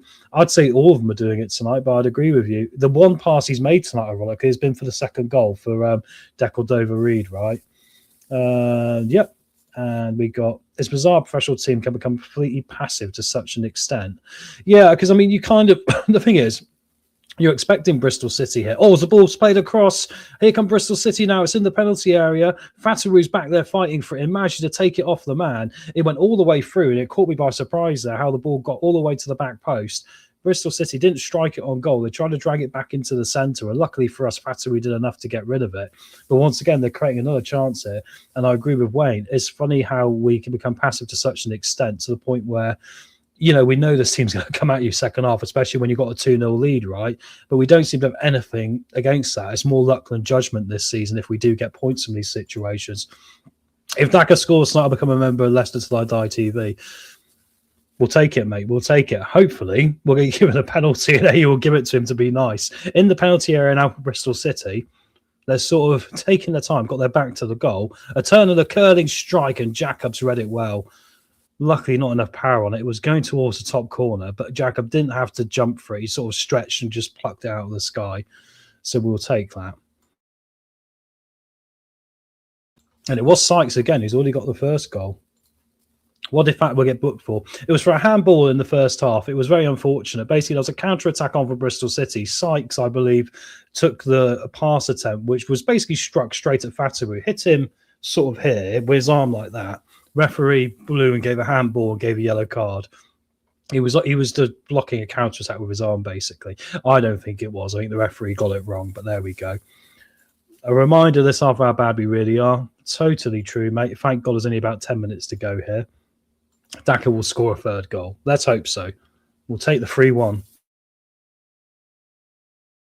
Right now, we'll do what Chris says. End it now, guys, with 10 minutes to go. We'll just take it as it is, because it's really all Bristol City still. It's the second half where we've been completely under their attacks. They've had 64% possession. They've now had 16 shots to our 9. We've not had a shot this entire half, and they're going to win a free kick outside the penalty area as well. They've now had 6 shots on target. They've had 31 total touches in our box. We've had 18 in theirs. All these stats at a half-time were equal, and we were winning 2-0.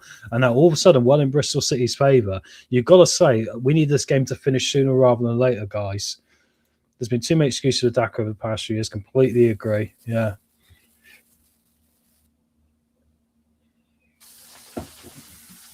I think it's from a good place of wanting him to do well, but he just doesn't seem to do it. He's a bit...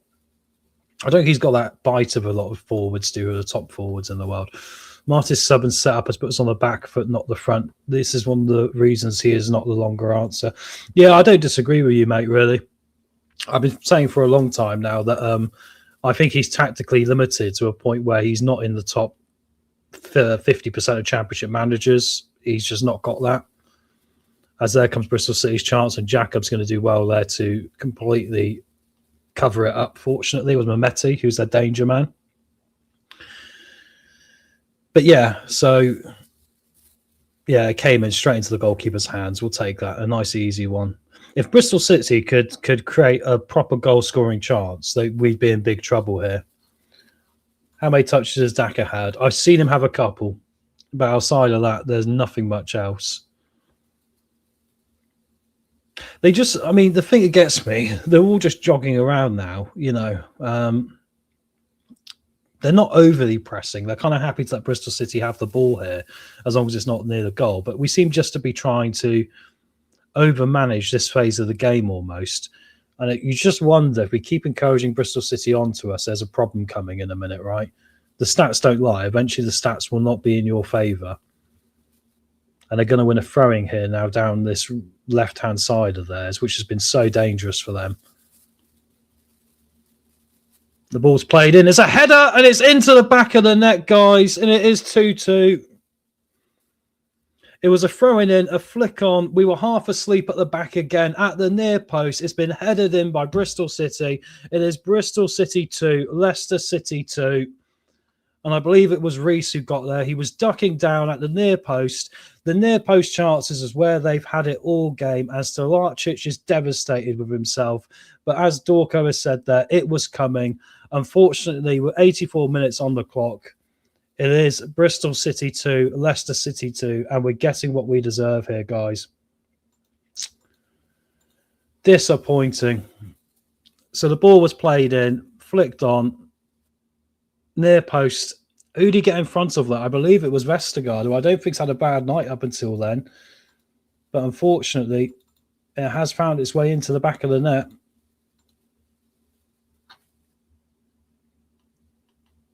So disappointing, guys. I mean, we couldn't beat those odds of hanging on forever, could we? Let's be realistic. But it's so disappointing. Bristol City 2, Leicester City 2. There we go. Updated the score down the bottom, guys. We're going to have 2 changes for Leicester here. It's going to be Silko Thomas about to come on, and Louis Page.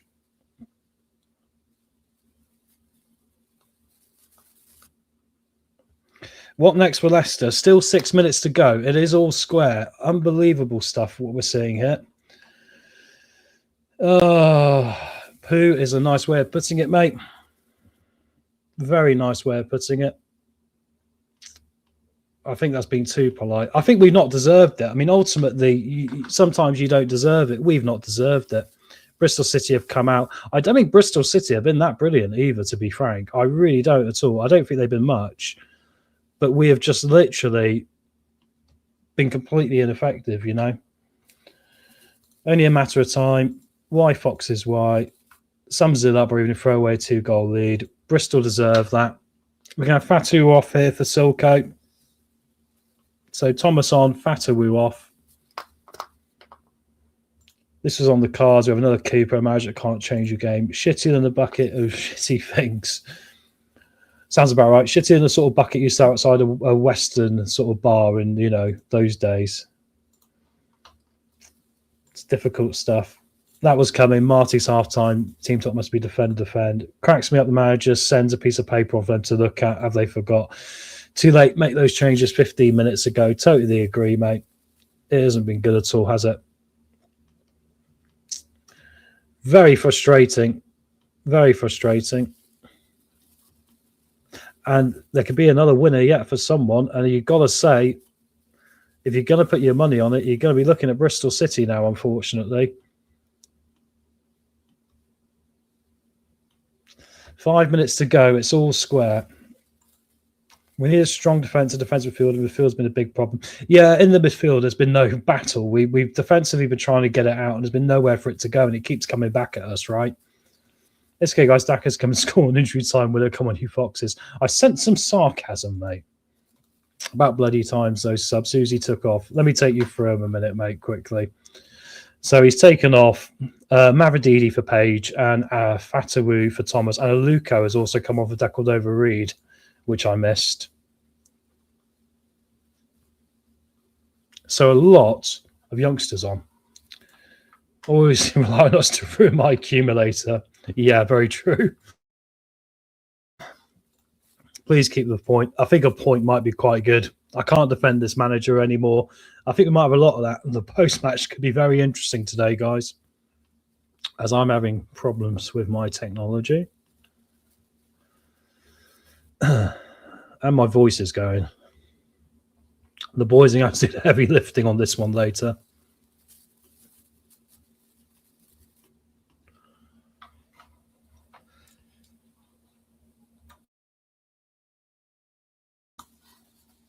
Pointless Naka being on the pitch, 100%, mate. The problem we have right now is not strikers, but midfielders. Totally agree. I think we've got problems everywhere. That's the big problem. It's just we've got problems everywhere at the moment. The team's just not in a good place, is it? You've got to be realistic. We've frozen some out, but we still got, you know, so many youngsters involved in this. Here come Bristol City again now, guys. Are they going to try and get the ball in here?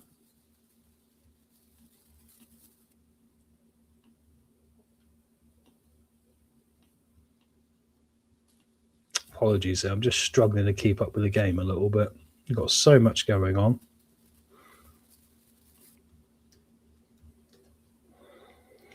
Still 2-2. Oh, it's going to be one of those frustrating ones, isn't it, guys? One of those frustrating ones. 2-0 up.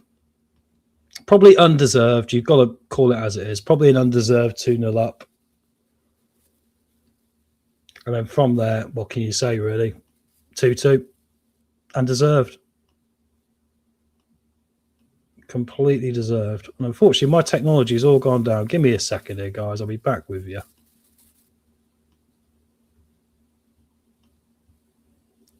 This is the problem when you're reliant on technology.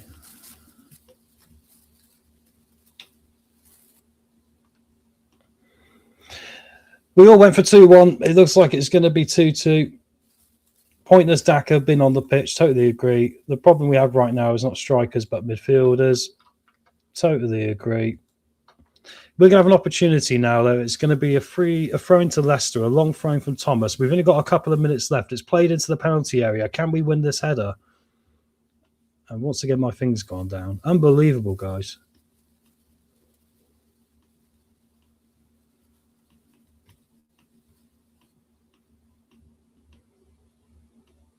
You might hear me furiously clicking away. There we go. I think I got it back, guys. Sorry about that. I was having freezing issues, the way it goes.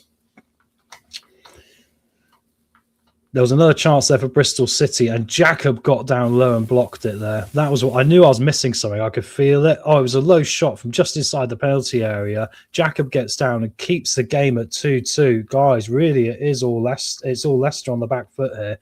Going to be a free kick now to Bristol City. 89 minutes on the clock. About to tick over to 90. We're going to see the added time.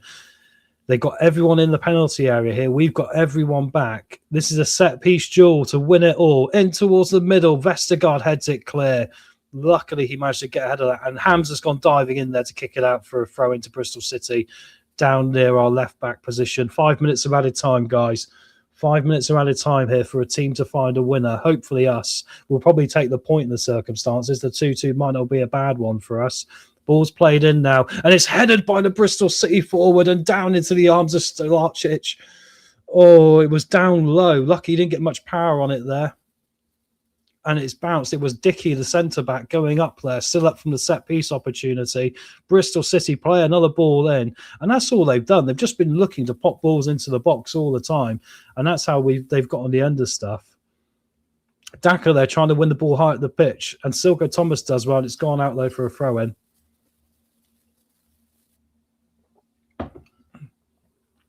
Going to be played back to Bristol City, back in that area. 1 minute of added time done here.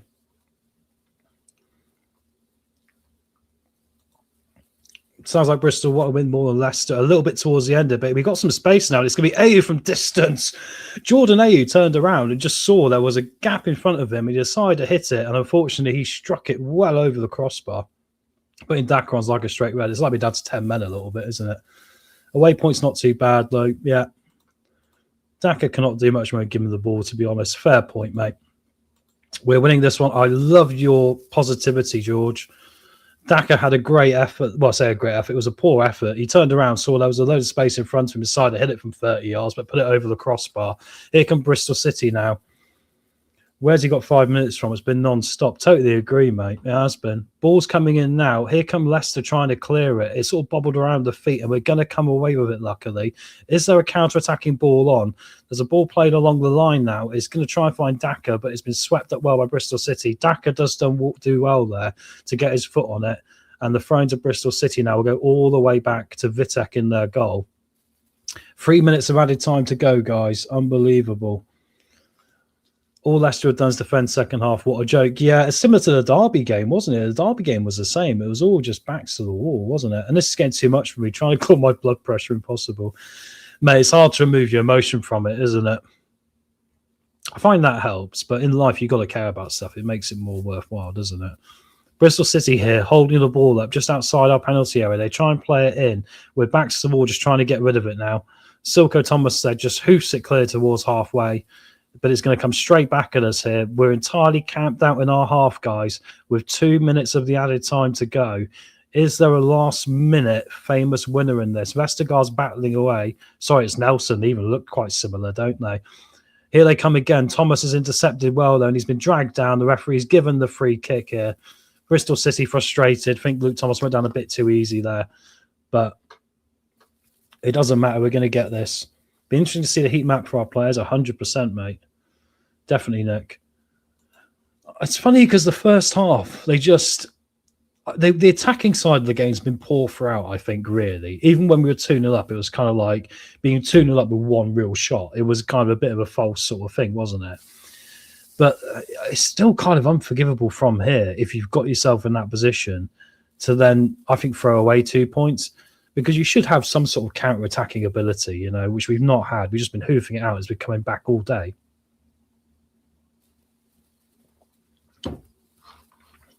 First shot of the second half, yeah, and it was Jordan Ayew from like 30 yards. Nothing.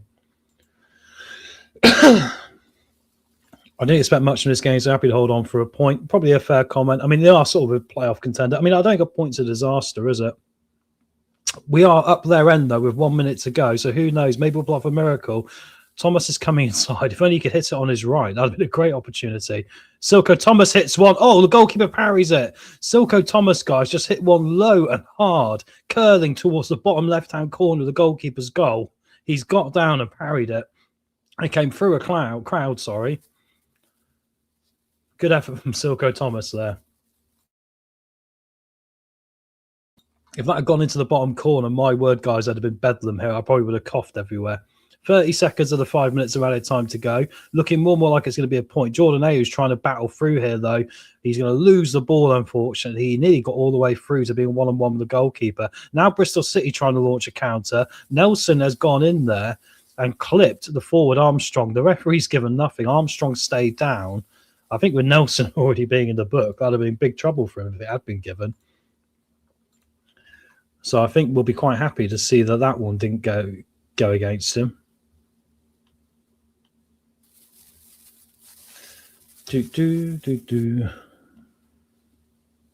Any second now, it's going to go for full time, guys. We just ticked it, and the referee is going to blow. There we go, guys. Full time. Leicester City have only drawn by 2-2, I'm afraid. That is it. 2-2, full time. We were 2-0 up. And then just like that, just like that, we threw it all away. 2 goals up, 2-2. Unbelievable stuff. Right, guys, I'm going to wait for the guys to come back in. And when the guys come back in, we will do the post-match for you guys. So get your comments in the chat, obviously. A 2-2 draw.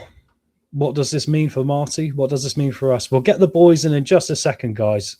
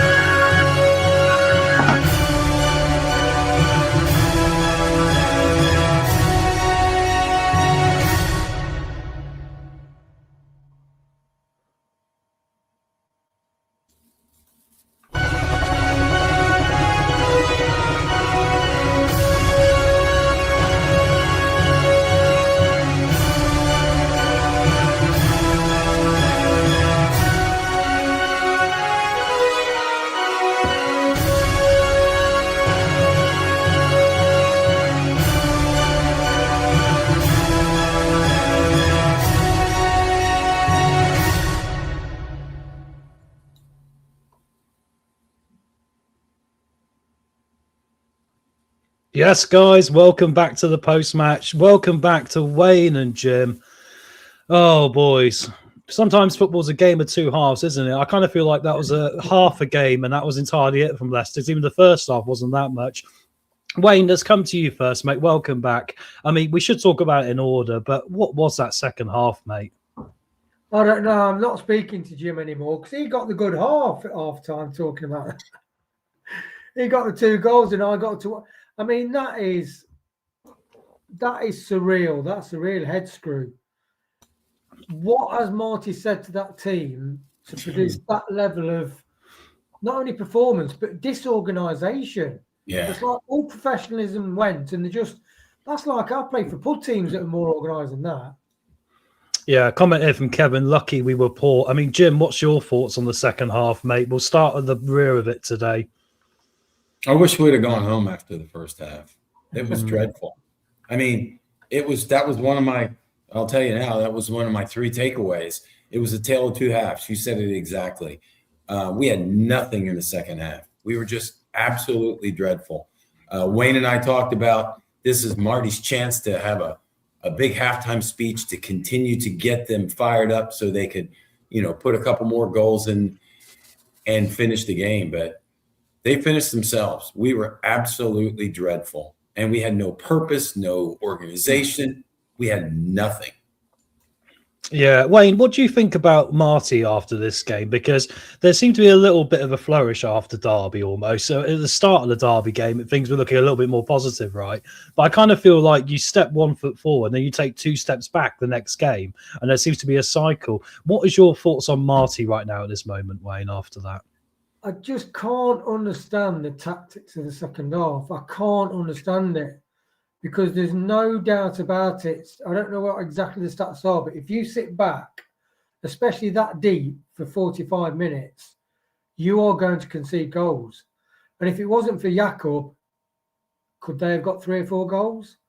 That was an inept managerial performance. We just invited them. Tom, we invited them into our half. Come on in. Do whatever you want. Rape and pillage. Score goals. Here, take all my cold beers out of the fridge. We invited them into anything. We just sat back and just push over. It's frustrating.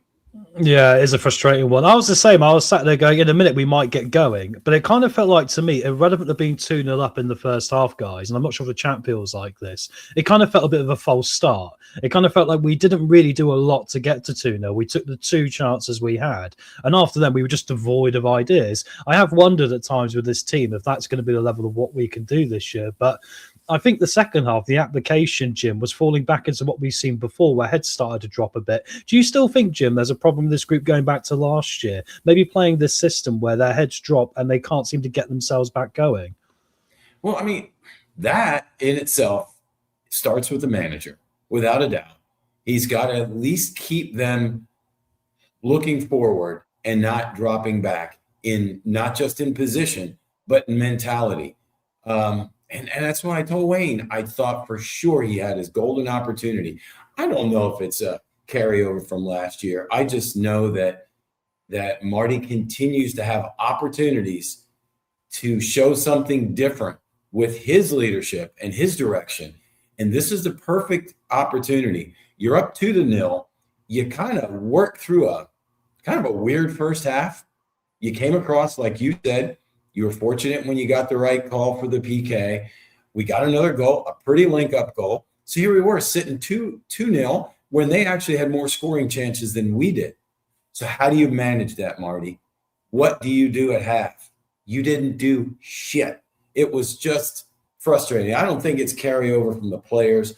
I think it starts with the manager, and I think he's got so many young players that he can influence. And this was his opportunity. I'm just, as you can tell, a wee bit frustrated. You reminded me what I was like post Wrexham, because I was exactly the same. It wasn't the losses I got most angry about this year. It was the ones we ended up drawing, where you think we could have done something today. The game was there, and we've just walked ourselves into massive trouble here. Comment from Ronald Wayne. I guess 4 points from 2 away games is good, but it feels like it should have been 6 at half time. I mean, Wayne, do you think 4 points on the scale of things is a good return from us from the last 2 games, or does the level of performance still outweigh the points we've picked up for you?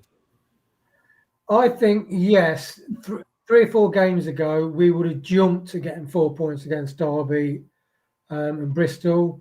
But as you said, Bristol were quite average. And so then the logical question is, okay, so why did they end up peppering our goal and Stolarczyk making so many good saves to keep us in the match? And as Jim said, we allowed them to do it. We literally said, just, come in, take what you want, take the piss. And that, to me, is an attitude problem. That is really concerning because, as you said, Tom, they were average and we made them look very good. Yeah, like somebody said in the chat, right, a few minutes ago, think about Bristol City. They should be, we're upset we gave up 2 goals. They should really be upset because they really had that goal. They had the game. They really should have taken the game, but I don't know. Yeah, there's this odd thing with us where I think sometimes teams, before they play us, look at us on a bit of paper and they go, well, this looks a good team, right? And I think the teams that have done their homework, like Southampton did recently and Sheffield United, they knew going into it, we're just a few names on a piece of paper. But actually, when you play us on the pitch, if you get into us, we are actually quite vulnerable and quite weak, especially mentally, unfortunately. We don't know if that's a collective thing or a lot of individuals we got, but yeah, I think Bristol, if they'd actually started the game more like they probably could have made this game a lot easier for themselves tonight. I'm actually sat here, guys, going, we're probably lucky we're going to come away with a point from this, but I do find it quite frustrating. Keep getting your comments in, guys. We really appreciate this. Yeah, what the hell was that second half? We've been talking about this. Let's go back to the first half for a minute, Jim.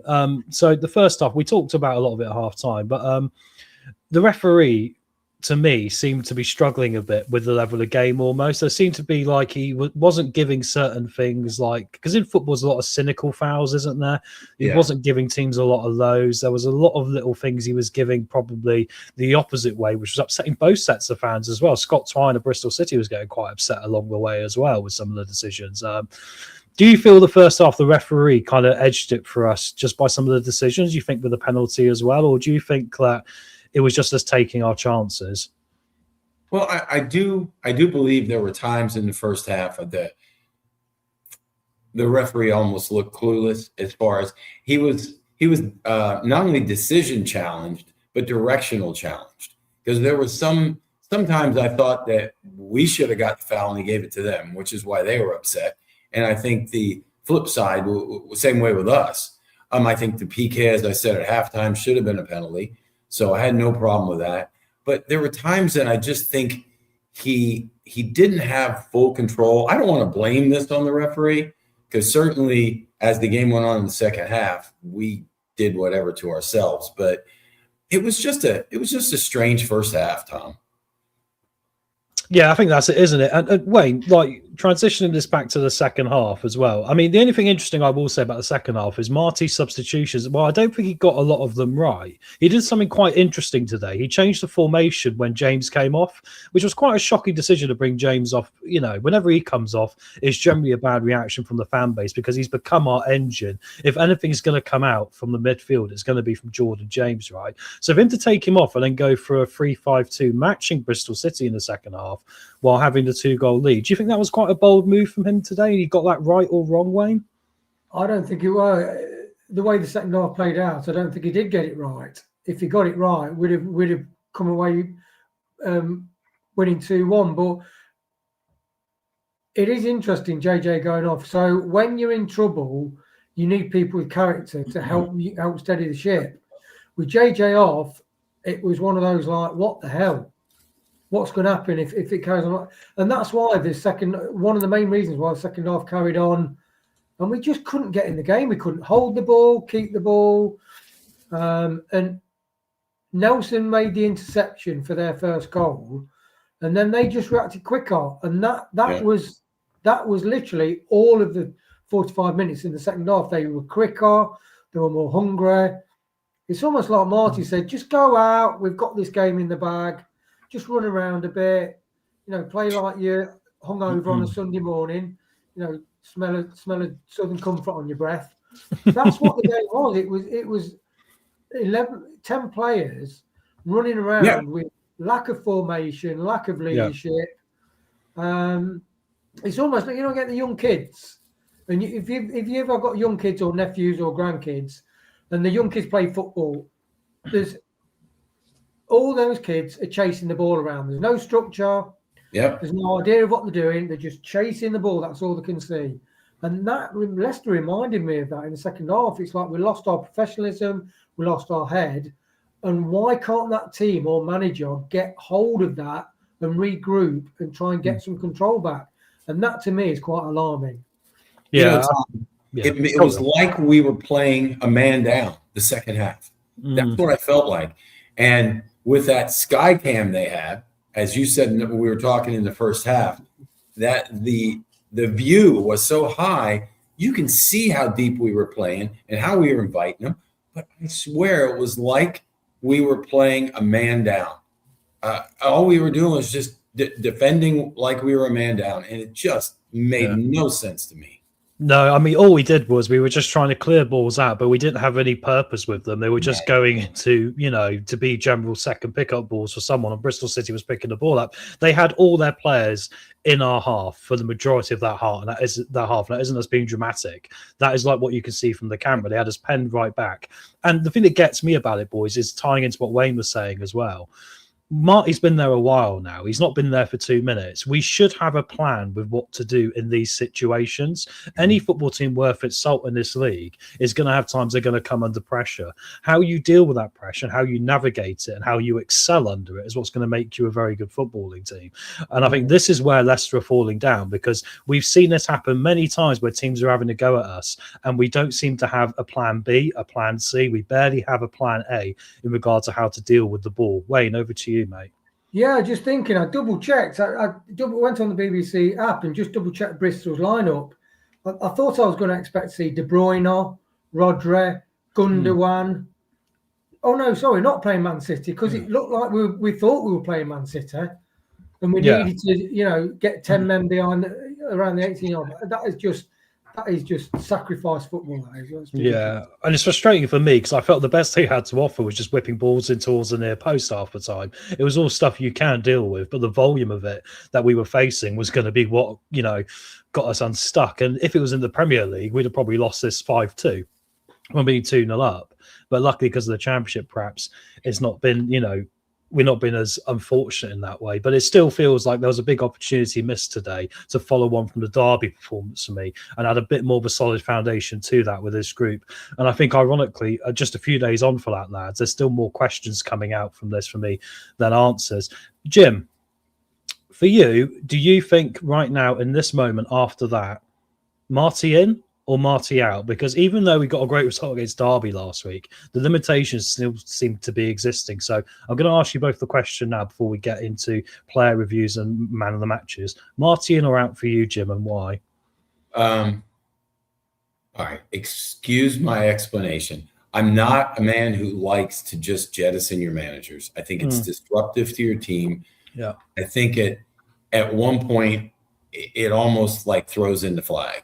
And then you just piss away the rest of your season. However, somebody said in the chat during the second half that they're tired of sticking up for him. They're tired of explaining for him. And that's kind of where I am. I don't want to see us lose a manager now, unless we know of someone out there who can walk in and put their foot down, put their foot up some players. And I don't even want to blame it on the players. Right now, it's all Marty in my book.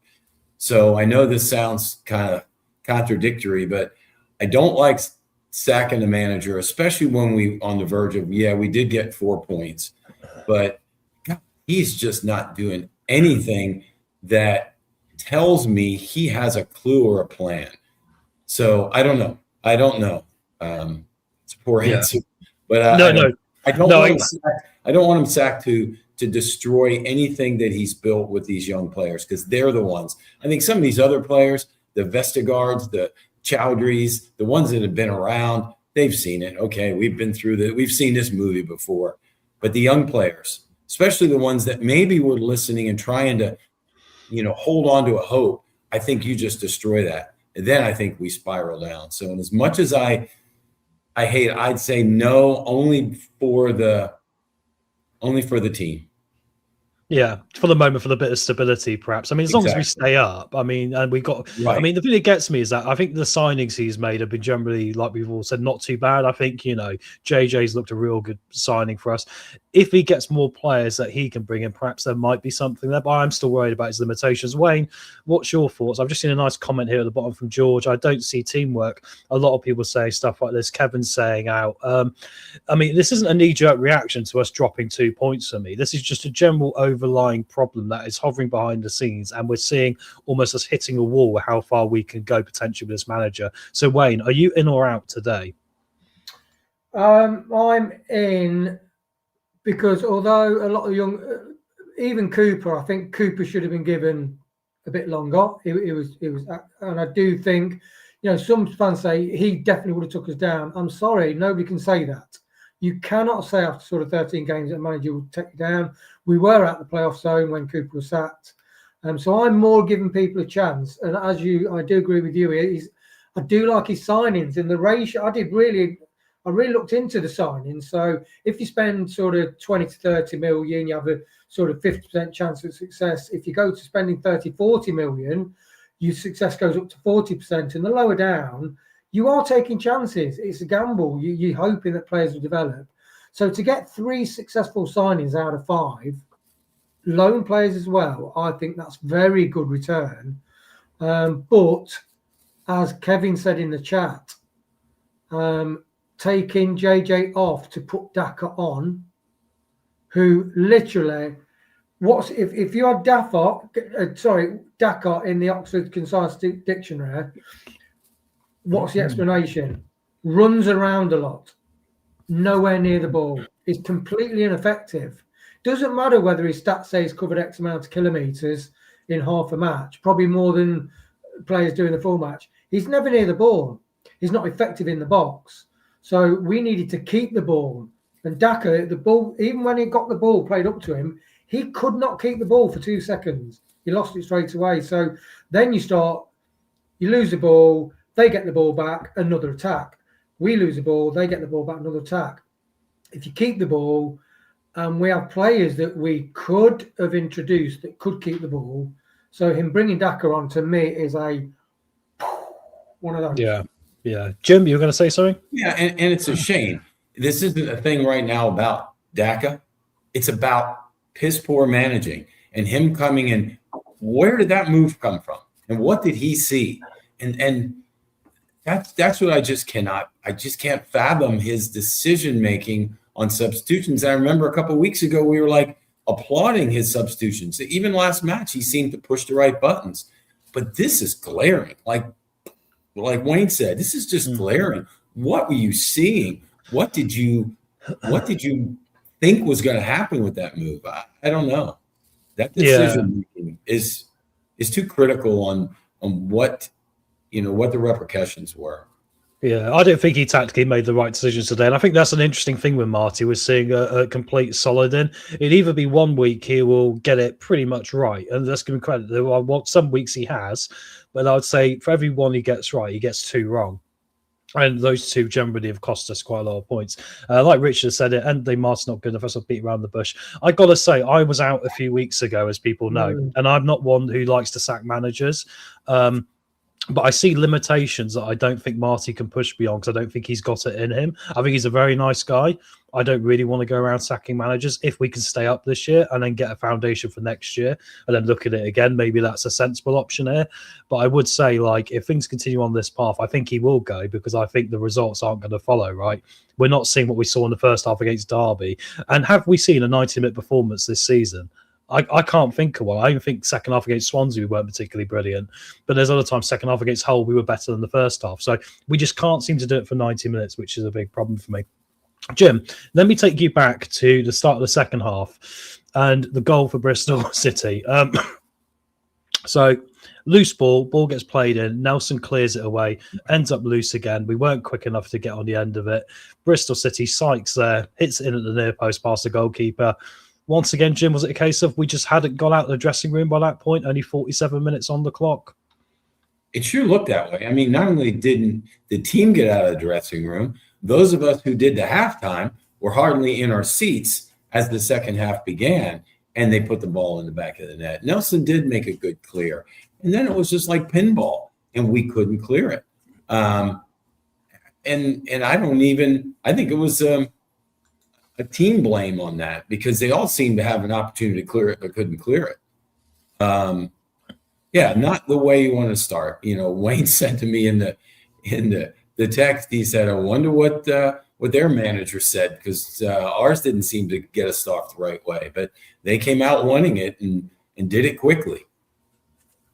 Yeah, exactly. Yeah, I mean, Wayne, when you saw that go in after 47 minutes, were you thinking, "Oh my God, we're going to lose this"? Because we'd all predicted 2-1, but the way the game was panning out, it was just looking like it wasn't going to go that way at all. So, what was your thoughts about the goal we could see at Bristol City, which changed the game? Yeah, it just gave. I mean, the thing is, it wasn't a beautiful goal. It was just a scrappy goal, and you'll take that all day long, and that will give you a boost. But my concern is it didn't just give them a boost; it really kicked the stuffing out of us. And sorry, that is the weakness. And when you take JJ off, we are struggling. We are struggling. We need more strength in the side. It is interesting what happens in January, whether we can strengthen. But there were enough players in that team, but we didn't play as a team like as it George says, where's the teamwork? And that is concerning. So you do high press, so you've got the ball as an attacker. You'll have more. They'll do drills where more players are on the pitch trying to tackle you and you've got to kick the ball. They do all these high pressure situations that replicate what it will be like on the pitch. Thinking, where's all that training gone? It's literally escaped from. It's like they are 5 and 6 year old kids that completely forgot any instructions from the teacher and they just let loose in the playground. It's that side is bizarre to me. It's really strange how we folded, but not just folded for 10 minutes and then got back into it. We folded for the complete second half. But it was the lack of a plan. I agree, Wayne, but it was the lack of a plan. They held on quite a bit. We chased the ball, cleared the ball, chased the ball, cleared the ball, tackled. Jakob, one save after another. We just fought everything off, but we shouldn't have been in that position. That's the key. We should not have been in that position. And, that goes from Marty, the way I see it. I mean, for me, like the thing they've got to work on this week, and I've said it for weeks now, is this happens every game, lads, at the minute. We come under pressure, but are we working in training a way how to counter-attack outer teams? Because we've got so much pace at the top of this team, and Mavadidi and Fatawu, Silko Thomas comes off the bench, James carries the ball well. I don't understand why we're not in training going, this keeps cropping up, this is what we're going to do, and give the guys the power as a team to be able to work beyond it. Maybe it is, and I've seen it put in the chat, maybe it's a case of, look, the players aren't listening to the manager. We've had that happen at Leicester far too many times. We probably like to remember, actually, including when we had a good group. They wouldn't listen to certain managers either. It seems to be part of what we've become as a football club, which makes things very difficult. But yeah, I find that quite hard to swallow now, because it seems to me like we don't see any advancement in that. And other managers do have that man management to go, right, Abdul Fatahul, you need to be free. We need to find Fatahul on a counter-attack, because that way they're going to be worried about defending. Like I was also put in the comments, attacking is your best version of defending, because if we got them back in their area, they're certainly not going to score on ours, are they? So, yeah, interesting. Managers are impotent. Go on, Wayne. And did Marty say, was it after the Southampton game, he says, when we went 1-0 down, we should have had the character to steady the ship and reset and be professional and be competitive in that match. And so you think that was how many games ago? What, 3 games ago? And yet in this game, what he said we should have done against Southampton, we've just done against a quite average Bristol side. I'm sorry, these are nothing like Southampton. These could have scored more goals in Southampton. Yeah. Jim? Well, we were just saying, are the players not listening to Marty? Here's my question. Is Marty not listening to his coaches and the players? Because if we can sit there and watch from our view, that Kingy and the rest of these coaches have to be seeing something. We don't know. Is Marty just so bullheaded that we're going to do it my way? No, I'm not worried about that. You know, the players and the coaching staff has got to see something. They're not all blind. So I'm thinking more. It's not the players not listening to him. Is he not listening to what his staff and what his players are saying? Yeah, it's interesting, isn't it? Because there's something here. I mean, there's a good comment here from Nick. Too much negativity in the squad, get the egos out of the equation. I think that is what a lot of it is. I think behind the scenes, we've ended up with a mess of players that probably don't all get on. It's not like the band of brothers we used to have, is it? And I think that for any football club is such a big part of what you're trying to do. You're building a family that's going to be there in battle, that's going to help you out. And I just sit here and go, we've not put in a good performance all season. You know, and like we're still not far off the playoffs, because that's what this league is. This league is pandemonium on a weekly basis. You don't know if the home team are going to turn up or if they're not going to turn up. And then we get games like this. But I think, yeah, it's a big problem. Right, guys, I'll tell you what we're going to do. We'll flip it around today. We're going to get to the team rating first. I've been intrigued to know what you guys think. I'll allow you to discuss it as two separate ones, first and second half as well, if you want to do that. But obviously, give me a combined number out of 10 at the end. And then we'll get to the individual players after that. Like to mix it up a little bit. So, Wayne, I'll come to you first, mate. What do you think of a team performance for today's game? I'd say, is 5 a bit harsh? I feel like giving them 5, to be honest, because, you know, this wasn't a Southampton, Coventry. When you think we played Coventry, we didn't only got, they were scoring for fun and we stopped them scoring goals. So I do think, yeah, I'd say a 5, because I think to let that go and for everybody's heads to drop, even when you're struggling as a team, you get 1 or 2 or 3 players that will do something that will inspire you, and nobody actually did anything to inspire. So I don't think they deserve any more than 5. And I think that's being a bit generous. And that seems strange after the last couple of games with, you know, so 5, yes. Okay, so we've got a 5 there from Wayne. I don't think a 5 is unreasonable, mate. Jim, what are you thinking for a team performance today? And feel free to talk about both half. It's funny when Wayne said is 5 unreasonable. I would say is 4 unreasonable, because I was looking at the first half and I was kind of excited of how they were going to manage that 2-0 lead. And I expected more positivity as far as the way they played in the second half. So, I mean, if I was to give a first half, it wasn't exciting. It wasn't, you know, they weren't dominating, but they got done what they needed to get done. So it was like a 6-7, you know, a 6 at least. The second half was dreadful. And it was like a 2 at least, just for the lack of anything. I don't even care if Marty's out there barking instructions. You're a professional footballer. You get out there and you just do things. And they didn't. They just laid over again. It was more like a 2. So overall, it was a 4, but they're lucky it's a 4, because we as diehard fans are disgusted now with a draw. We got a point and we're disgusted. So that should tell it right then. Yeah, I think the thing for me is I'm not. It's less so I'm disgusted by the fact it was a point. I think ironically it was a bloody good point in hindsight, the way the game turned out. I'm more disgusted by the fact that we just can't seem to put a performance together for 90 minutes, not once this season. And it just gets to a point where it's just you're a broken record and you're going, why isn't this being fixed? I mean, because there's ways around it. You know, the substitutions aren't working, the tactical setup's not working. We're changing things and that's not working either. So that's what gets me. I mean, for the first half, I would say I was going to give them a 4 for the first half, which seems incredibly harsh. But the reality is we only really created one clear-cut opportunity and won a penalty. And outside of that, there was a couple. Maybe Mavridini hit the bar of a header. But outside of that, there was nothing really that spectacular that we were, yeah, first half 8, second half -10. Great. Mate. Yeah, I'm trying to be a bit harsher. So I went for 4 for the first half, even though we were 2-0 up, which shows what mindset I'm in. Second half, I mean, it's, I guess, a 1. I mean, I don't know what else you can give it, really. They were out on the pitch, and that was about it. Like Jim said, he could have gone home. We would have lost then 3-2. But, yeah, so for me... I think I've been a bit too Father Christmas, haven't I? So, Tom, what would you have done? Let's pose this question to you. I know you're the one who asked the questions. I'll go with a 4 for the rating, but yeah. Okay, so what would you have done based on the first half that you said if we would have just held on and won 2-0? the same way. Say it was another bland second half, but we held on and won. It depends. I mean, it depends on how it would have gone, obviously, which is a very cop-out answer. I mean, if we'd held on and backs to the wall in this, and we'd not been then yeah, I guess you could argue it's character, can't you? You could argue there's that character involved. Right. So I think then I would have hovered around Wayne like a 5. I couldn't have gone higher than 5 today.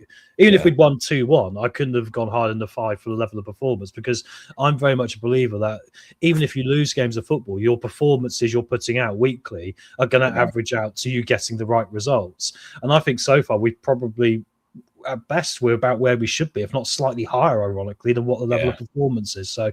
So yeah, that's why I would go for a 5 at most, but I'll go with a 4 today. And I think that's mostly because the first half we looked a little bit sharper, but then it still wasn't great. Ronald McDonald, the home game against Ipswich on Saturday fills me with dread if we play like that in the second half. And this is it, boys, isn't it? Before we get to players quickly. Yeah, I mean, Wayne, Ipswich, Saturday. First thoughts on that one. Bear in mind, we're not going to any shows before that because Chris is obviously off on his hollybobs. Ipswich, you don't know what to make of them half the time. They're a bit like Leicester. The weeks they turn up, they seem to be beating teams like Coventry. In other weeks, they seem to be dropping points to Portsmouth. So, I mean, what's your thoughts going into that Ipswich game now? Because we came into this expecting a win after Derby. Have you now flip-flopped back to maybe a loss? Yeah, it's that. I mean, maybe the first half we did quiet them down by the way we played and were very effective. There is that possibility. But I mean, Ipswich, they're up to 4th. They beat Stoke 1-0 today. You know, considering their really poor form, I mean, they've won 3, drawn 2, and only lost 1 of the last 6. And they are on the rise, and they've got confidence, and they've got some really good players, actually. Really good players. So, yeah, I'm genuinely worried about that. I wouldn't quite call it dread, as Ronald says, but that is, you know, we might have a flip-flop performance, but if we play like that against Ipswich, you could have 4 or 5. Getting 4 or 5. Because Jakub, on another evening, we could have had 3, 4, 5 goals against us tonight, really. Yeah. Jim, we were lucky. Jakub played a brilliant game, and without him, it would have been. It would have been, yeah. Jim, I'm just going to quickly twist that question for you a little bit. Your gut feeling now against Ipswich, what would your prediction be, bearing in mind what you just saw tonight? Do you think we're going to win, draw, or lose that one? Sitting here right now, with what we saw in the second half, we're going to get drilled, okay? But this Jekyll and Hyde team we cheer for, we don't know. I mean, they may come out and play tough and make it and be competitive. Otherwise, you know, we saw on film in front of us, they're going to drill us if something doesn't happen. I was so excited even about the lineup. I thought today's lineup coming out was good and then having the youngsters on the bench. But I'm trying to think of what Marty can do different next week to get them ready for a team that is in good form. I don't know. I'm dreading what could happen next week. But then again, with this team, you don't know. No, exactly. What I find interesting about it is that, like, going into the Derby game, I expected probably some more changes than what we saw. We saw a few, but I still didn't expect to see Skip particularly. He was still in there, you know, and actually that turned out to be the right decision. So it was funny how the performance from that game in the first half sort of lifted spirits a bit, because it was kind of like, oh, maybe this group isn't as bad as we thought they were, you know, because all of a sudden there was stuff on Instagram from Fatawu and etc. And you think, oh, they're giving us a reaction. They're annoyed at us, but at least they're doing something about it and showing some fight. But I think the problem for me is going into this next game as well, is I don't think it's going to stick. I think it's a lot of false bravado in the moment of the heat of the moment, but I don't think we got enough backbone. And I think it was put really well here by George. George put lots of good comments tonight. Lookman is doing great where he is. The same happened to individual players being attacked. Basically, he said a few times, you know, about how sometimes we could pick on individual players. And tonight I've tried not to do that, actually. I've not gone into Luke Thomas. I've not gone into whoever, because I kind of think together as a team, we haven't gelled at all. But we'll get to it now, lads. Anyway, let's quickly choose our man of the matches. And you mentioned honourable mentions. My voice is slowly dying. It's been one of those weeks. So, Wayne, any honourable mentions? There might not be that many as I can imagine. And your man of the match, please, sir. Honourable mention, I'd say Nelson in the first half. Looked very good. He is brilliant. Yeah, that's what concerned. It's almost like Marty did a switch in every player's head to get them to play different in the second half. So, yeah, Nelson, well, I called him John Stones like a couple of years ago, and he will play for a top Premier side. No question about it. But Jakob, he got down low. I mean, those low shots, it's okay tipping shots over the bar, but when you've got to get down low quickly, especially through a cloud of players, in some of his saves were phenomenal. Yeah, not bad. Jim, man of the match, and other players you want to mention, mate? Well, I think Wayne just nailed it. I think Nelson's a beast. I think he was a bright spot, especially in the front in the first half. We've all said it. We couldn't have done anything without Pilarczyk today. He was the only one that was a bright spot. We put him in spot after spot to have to make these world-class saves. And God, I'm so glad he at least keeps focused where the ball is, because they were coming left, right, center at him. And I think he's the only bright spot. Otherwise, I mean, I scoured the field with who else was out there. There was bit moments for each one, but not anything collective for the whole game, except for in goal. No, I'd agree with that. It's interesting. Yeah, and we've got a few coming in here. Thank you. Get them in the chat, guys, as well. Jacob Beasley, man of the match. You also got Mavididi as a shout here. Did Bristol dominate? Yes, they did, especially the second half. It was not fun at all, but we got away with a point somehow. Yeah, I mean, I think it's one of those where in the first half, there was individual performances I thought, well, they're doing okay. But then the second half rolled along, and all of a sudden it fell away again. And there was just, I mean, Wout Faes didn't play tonight, so I'm not picking on him, but he's a prime example for someone that does this. He can have a good 40 minutes where he'll win every header, he'll win every tackle, and everyone goes, oh, there is a player there, right? But Vestergaard had a game like that, and all of a sudden he started making a few mistakes, and all that good work was undone, especially when the pressure came on. So I've got to agree with you. The only guy I can give it to today is the goalkeeper that kept us in this and gained us 2 points, because this wasn't a point. Well, I think it's the point we gained, not 2 points we lost. And I know it's a funny thing to say when you're winning the game, but the level of performance dictated we were going to lose the game, and that's a big problem for me. So Jacob gets my man of the match as well today.